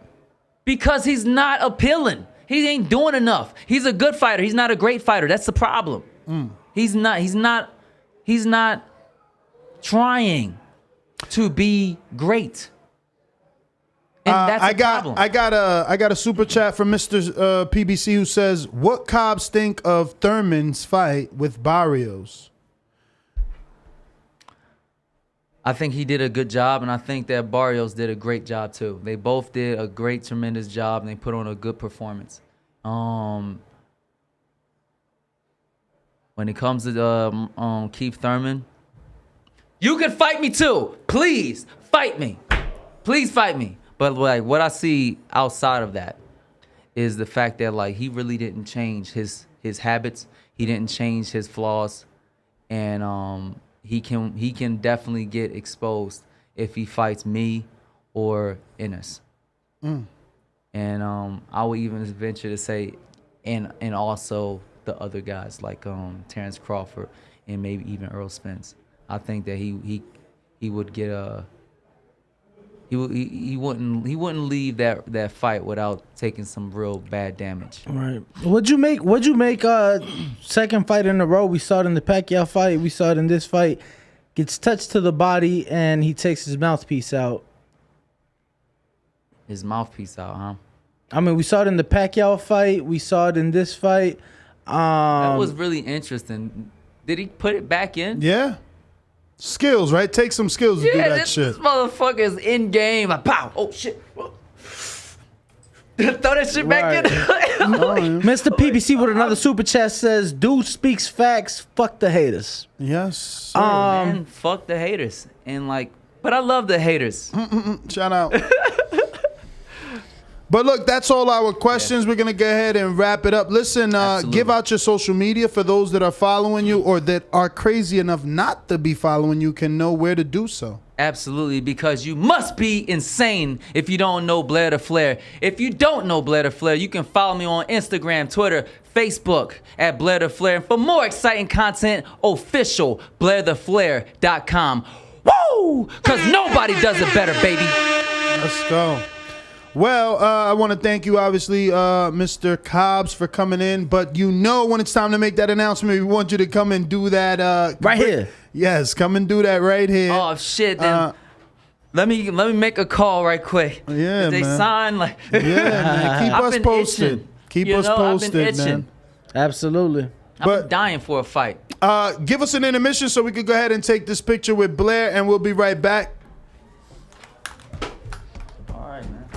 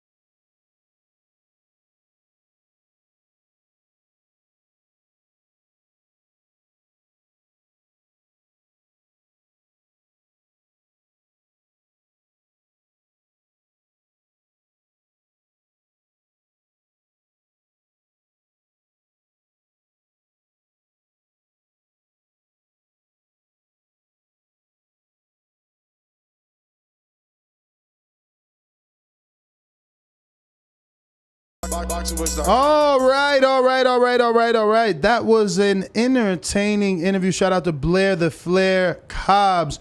Woo! One of the most exciting welterweights in the welterweight division, without a doubt. Definitely looking forward to seeing him live up to those words. You know, talking about Ennis, the big bad wolf. I don't know. That'll get you some problems. But we're going to go ahead and wrap it up. Stick around because it looks like Jorge Capetillo and Miguel Burchell will be on Paulie TV. So you can catch that on Paulie.tv on YouTube. NestGTO, Instagram, and Twitter. You can catch Ringwalk Danny at Ringwalk Danny, but he's no longer in the studio. Till the next one.